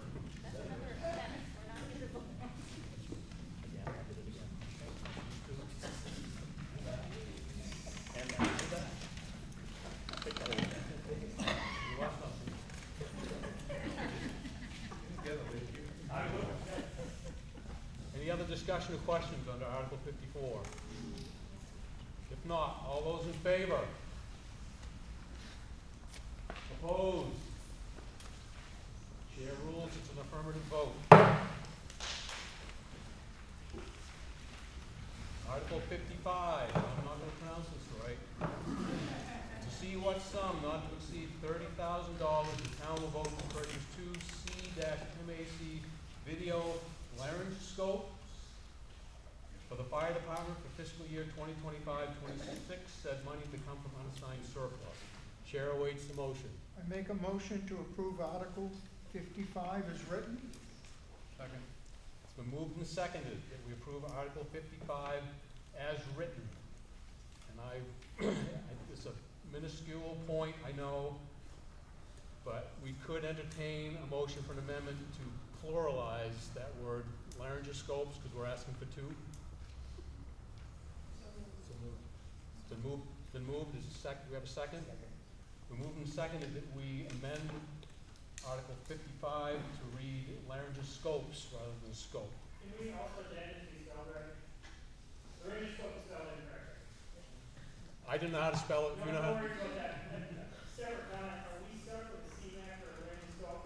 When Pearson asked this, that's what. Okay. Are you talking about the amendment? Well, it's all part of the same conversation. Well, we're voting on the amendment to change it to a plural. Sure. So if we get rid of that, dispense with that, then we can go back to the article. Okay. Any discussion on the amendment?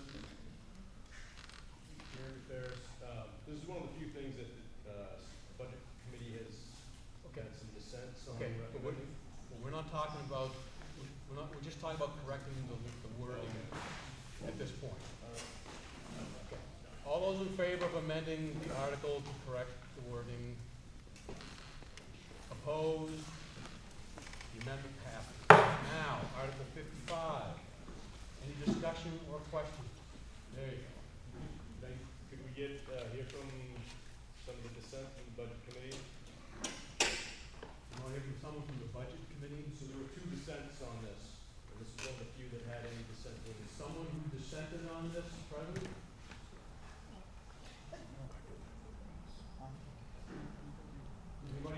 I can speak to that real quickly if they're not. Yeah. Go ahead. I think on this one question, I think the thing that came up with some of the people in the budget committee was if this could be an item that we could hold off buying this year and put it on for next year's budget.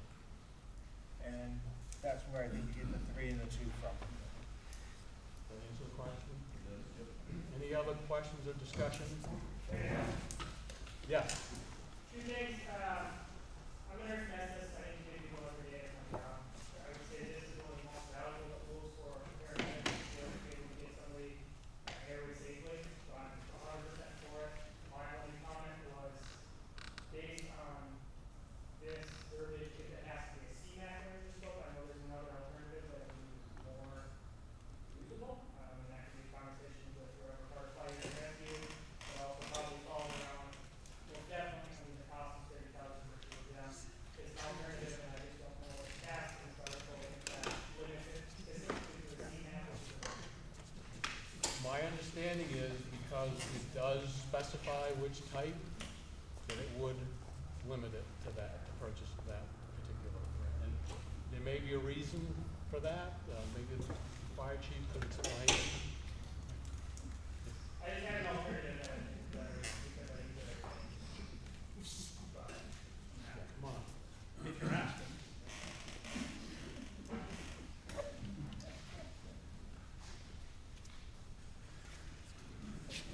So Article 55, as we're on right now, it is asking the town to fund 2 of the video laryngoscopes.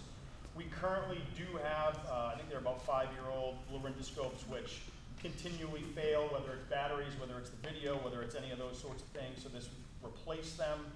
And the reason why we went with the CMAC is because a lot of our providers are using the CMAC in the field and some of their other jobs are ready. They prefer the CMAC, and the information that was gathered and the demonstrations that we had from CMAC, and I can't remember the other vendor that were here. This is where our providers wanted to move us towards, is towards this specific type of video laryngoscope. So that was, you guys quoted McGrath. That is another option. McGrath was in the mix. I'm not sure if that was one that we actually brought in to go through this specific article. That is a very good alternative. We use it in every OR and every day. Somebody who uses it daily, I know it's very good, and I use it compared to CMAC. So for me personally, this is fair. Not to say that I disagree with CMAC. I think that we should as an alternative that would be cheaper and At this point, through the wording of the article, it will be to purchase the CMAX. So, any further discussion? Yeah. Would you entertain an amendment to just to correct the spelling of the word and also to eliminate the word CMAC so that you have to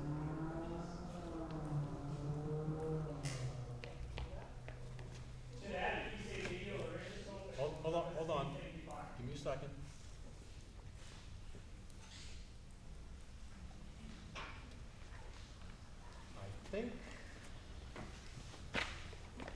I don't think it would change the scope of the article to eliminate those words. So I think it would be okay. And, hold on. Let me think about it.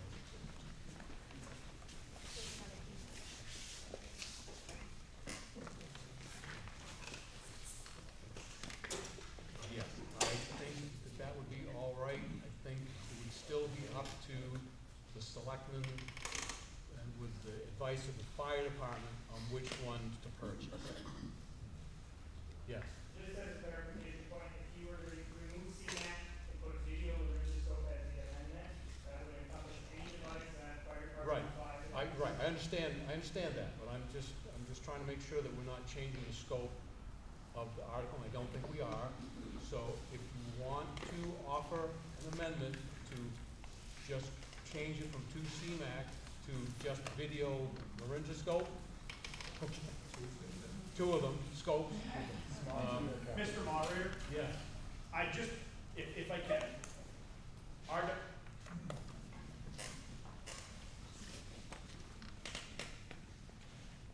I certainly appreciate the gentleman's feedback on a video laryngoscope. If we go down this road, we're opening ourselves up for a discussion that is gonna question every single thing that we purchase. And I just wanna be mindful that the department shows us, even if we change the language, it doesn't mean we're gonna buy anything different. And that's understood. That's understood, but it is the prerogative of the town meeting, as long as it doesn't change the scope of the article, the intent of the article, to remove those words, because we're still gonna be purchasing the video laryngoscope, but it will still be the decision of the selectmen and based with the advice of the fire chief.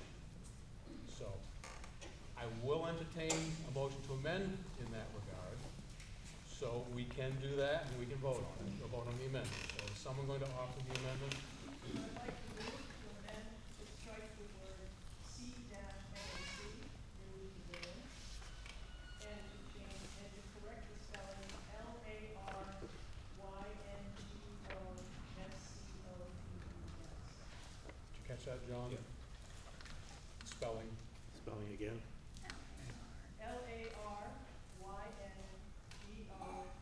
L-A-R-Y-N-G-O-S-C-O-P-E-S. Is there a second to that motion?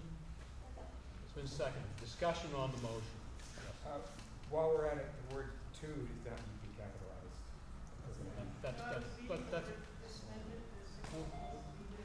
We understand what that means, so we're gonna leave that as it is. Okay, any further discussion on the amendment? Now, understand, if you still want to purchase the CMAC, then you would vote against the amendment. If you want to leave it wide open, then you would vote in favor of the amendment. So, it's been moved and seconded that we amend Article 55 to eliminate the words CMAC and to correct the spelling on laryngoscopes. All those in favor of the amendment? Opposed? The amendment passes. So, we're going to vote on Article 55 as amended. Any discussion or questions on the article? Yes. My question is, if the equipment they currently have, they're having issues with it, why put this on? This is something that's obviously. Do you think that by amending it, we're putting off the question? Is that? Not amending it. The budget committee recommended waiting on it. Oh, Why are I they see. waiting? Okay. If it's something that they really need. Gotcha. Any other discussion or questions? Mr. Moderator, just for the record, I just confirmed that the gentleman brought up the McGrath laryngoscopes. Those are the ones that we can't keep in service right now, so that's why we're replacing. Okay. All right, Article 55. All of those in favor? Opposed? Chair rules an affirmative vote. Article 56, to see what sum not to exceed $17,071, the town will vote to purchase an archival program for the town office for fiscal year 2025-2026. Said money to come from unassigned surplus. Chair Make awaits a motion to approve Article 56 as written. Second. Moved and seconded to approve Article 56 as written. Any discussion or questions? A motion to amend Article 56 to reduce it to $8,536. It's been moved that we amend Article 56 to read $8,536. $8,536. Is there a second? Second. Any discussion on the motion to amend? Why would we do that? Go ahead.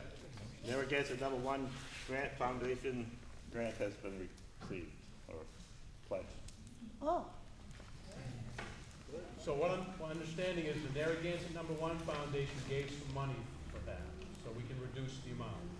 okay. So we're voting on the amendment. All those in favor? Opposed? The amendment passes. going to vote on Article 56 as amended, if there's no further discussion or questions. All those in favor? Opposed? Chair rules, it's affirmative vote. Article 57, to see what sum not to exceed $29,892. The town will vote to purchase an audiovisual upgrade to the large conference room for fiscal year 2025-2026. Said money to come from unassigned surplus. Chair awaits a motion. Make a motion to approve Article 57 as written. Second. Been moved and seconded that we approve Article 57 as written. Any discussion or questions? If not, all those in favor? Opposed? Chair rules, it's an affirmative vote. Article 58, to see what sum not to exceed $20,000. The town will vote to purchase guardrails at Dunn Road, Lower Egypt Road for fiscal year 2025-2026. Said money to come from unassigned surplus. Chair awaits a motion. I make a motion to approve Article 58 as written. Is there a second? Been moved and seconded that we approve Article 58 as written. Any questions or discussion? If not, all those in favor? Opposed? Chair rules, it's an affirmative vote. Article 60. To see if the town would approve the Board of Selectmen through the Fire Department to place an order for a new ambulance. Said ambulance taking 3 years to be built and delivered to the town with the intent of purchasing said ambulance during the 2027-2028 fiscal year for $400,000. Said funds to come from unassigned surplus. Chair awaits a motion. Make a motion to approve this Article 60 as written. Second. Been moved and seconded that we approve Article 60 as written. Any discussion or questions? In the back. It says that this is supposed to come in the fiscal year 27 to 28, so is that money gonna be set aside now from unassigned funds to pay for it then? Or is it paid for now? So, when the chief came to us and said we needed a new ambulance, they're 3 years out. All this article is doing is allowing us to order one. The money will then be appropriated when the vehicle comes in 3 years. So this article is just allowing the townspeople to say, yes, order an ambulance, and it's not being paid for this current year, will be paid for when it comes in, but they're 3 years out. Are we guaranteed this price of $400,000? Are we guaranteed the price? Yeah, they're gonna hold that price. We're going to hold that price. Is this $400,000 special ambulance?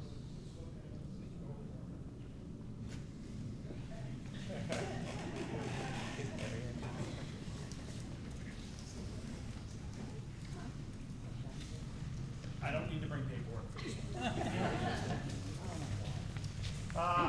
Nate Schools again, Fire Rescue Chief. So this ambulance is a purchase. I would just, little historical, you can pull me off the stage if you need to. The town has adopted essentially an 8-year cycle of ambulances. So an ambulance comes in 1 year, runs its front line for 4 years, goes to back line for 4 years, and it's out on the 9th year after it's been used. 2 cycles ago, we decided, and we used to just get rid of the whole ambulance with no trade-in value, none of that. The last time, we've done 2 re-chassis, which is they take the box off one truck, put it on a new ambulance. Chassis Ford E-Series is what we're in now. We've done that twice. No, we've done that once. The next one is coming up in November-ish. So we've saved more than half by re-chassing. This is the first ambulance that will come where the whole rig is brand new. By the time the box off of the re-chassis rigs are no longer ours, they'll have 16 years of service, which is a lot when technology upgrades happen. I mean, how often do we update our cell phones? Technology in the back of the ambulance is just as important in the back of the ambulance. This is the going rate for a run-of-the-mill ambulance, unfortunately. We've had conversations about going to a truck-style chassis. because main roads, main winters, all those sorts of things, snow, ice.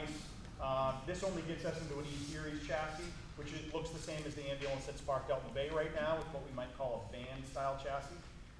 No bells and whistles. It is going to be our spec, which we have right now, just new, without having re-chassis or remount situation. Any other questions for Chief Schools? Any other questions or discussion on Article 60? If not, all those in favor? Opposed? Chair rules, it's an affirmative vote. Mr. Moderator, I Yes. make a motion that we approve Article 61 through Article 70. Approve it as written. These are articles of the zoning changes within our community that the planning board has brought forward to the Board of Selectmen for town approval. And these all have to do with zoning changes and or cleanup language, things of that nature, that the planning board has given to the select board. Is there a second? Second. It's been moved and seconded that we consider Articles 61 through 70 as a block. Any discussion on this motion? This is just to approve, to take them as a block, not to discuss each article yet. Any discussion? Yes. I don't vote for that because I have questions on the ordinance. You'll still be able to ask questions on the particular ordinances, but we can dispense of them all at once. Okay. All those in favor of the motion to take them as a block? Opposed? Chair rules an affirmative vote. So Articles 61 through 70, are there any questions, comments, or discussion on any of the articles? This is where you would ask the question.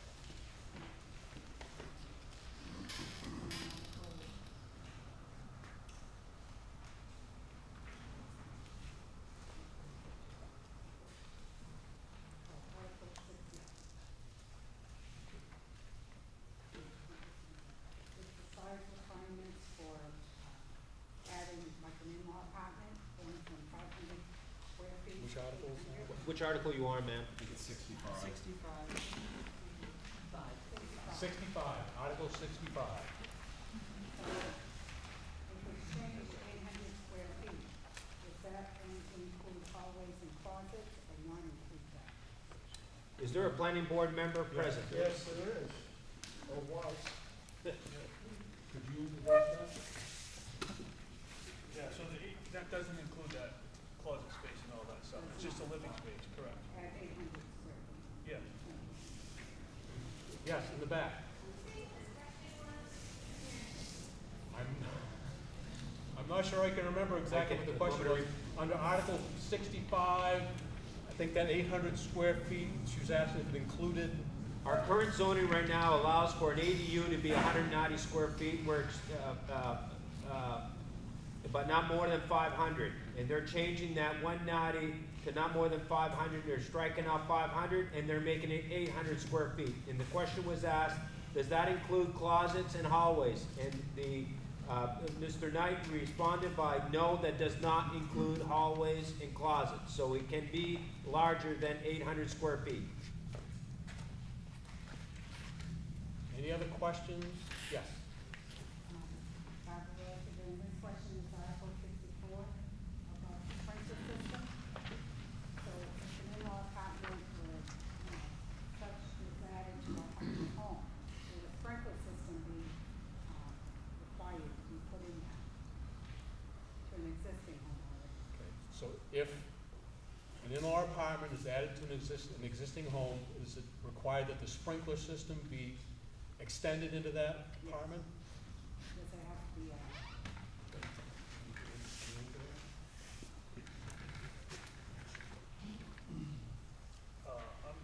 Is Patty here? I'm gonna have to refer that one to Patty exactly.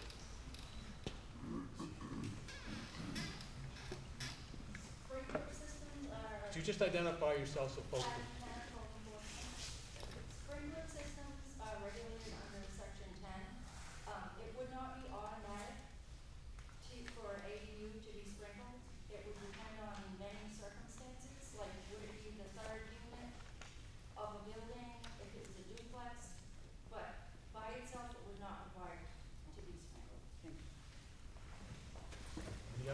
questions or discussion? Yes. On Article 64. 64, 10 to 17, C, attached garages, it says if there's no living area above or in the garage space, and we're striking the 2-hour firewall between the house and the garage. However, closets with flammables above in A have to be stricter, and garages with vehicles certainly include flammables. So I have a question for. Could you stand and ask your question? I'd like to ask the fire chief if he thinks that striking the 2-hour firewall is advisable. Chief, you want to answer that question? Mr. Moderator, I defer this, the code enforcement officer, just on that 2-hour firewall separation.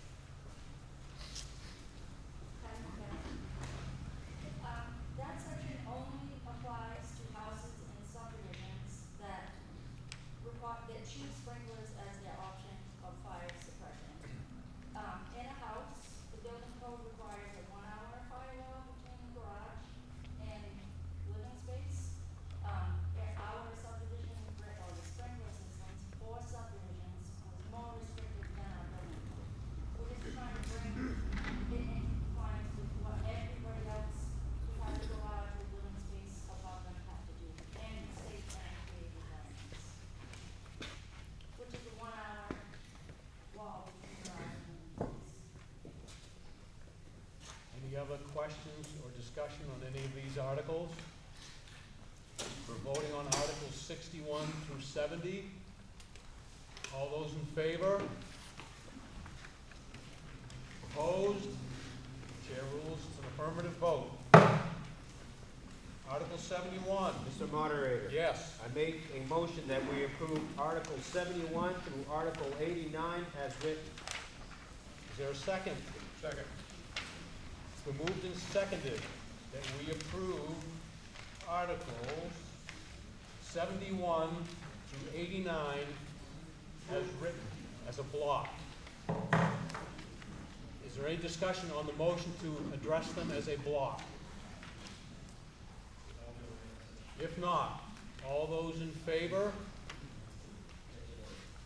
Opposed? We are going to address them as a block. Is there any discussion or questions on any of these articles? If not, all those in favor of passing these articles? All those opposed? Chair rules it's an affirmative vote. I think we have one more bit of business we have to do before I'll entertain a motion to adjourn, and that is to swear in anyone who is here who was elected Tuesday night. Mr. Moderator, can I make a comment? Yes. So I just want to take this opportunity to thank everybody for the last 14 years. My co-part over there, Heath Knight, has won the election. So my time serving the town of Buxton in the capacity of a select board member, planning board member, and budget committee has come to an end. And so I just want to thank you for the opportunity, the many years that you have allowed me to serve you folks. I have appreciated, I have learned a lot, and just wanted to say thank you so much. And I just want to congratulate Heath. I don't know him very well, but the little that I do know him, he's going to do a fabulous job as your new selectman. So I just want to congratulate him on his election here to the town of Buxton. Thank you so much, sir.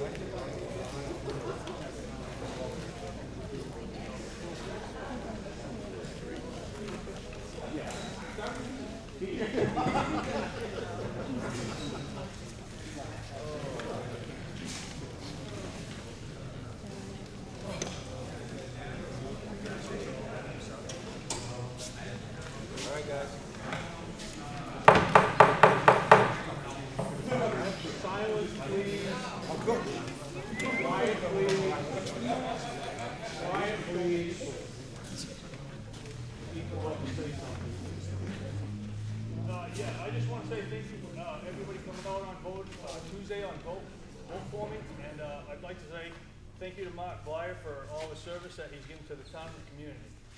Thank you again, Mark. Yeah, absolutely.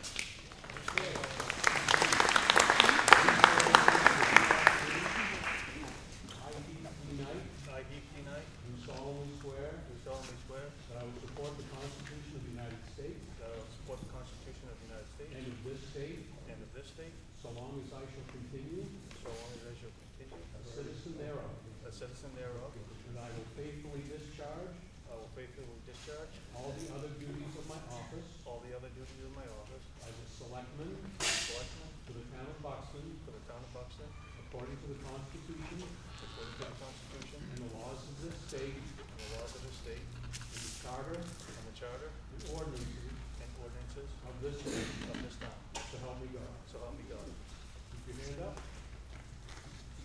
I, Heath D. Knight, I, Heath D. Knight, do solemnly swear do solemnly swear that I will support the Constitution that I will support the Constitution of the United States of the United States and of this state, and of this state, so long as I shall continue a citizen thereof, so long as I can continue a citizen thereof, a citizen thereof, and that I will faithfully discharge and I will faithfully discharge all the other duties of my office all the other duties of my office as an assessor as an assessor to the town of Buxton, to the town of Buxton, according to the Constitution according to the Constitution and the laws of this state, and the laws of this state, and the charter and the charter and ordinances and the ordinances of this town, of this town. so help me God. So help me God.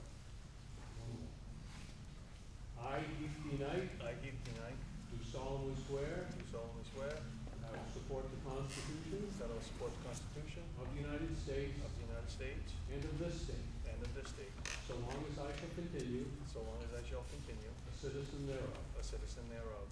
and I will faithfully discharge I will faithfully discharge all the other duties all the other duties of my office of my office as an overseer of the poor of an overseer of the poor for the town of Buxton, for the town of Buxton, according to the Constitution according to the Constitution and the laws of this state, and the laws of this state, and the charter and the charter and ordinances and ordinances of this town, of this town. so help me God. So help me God.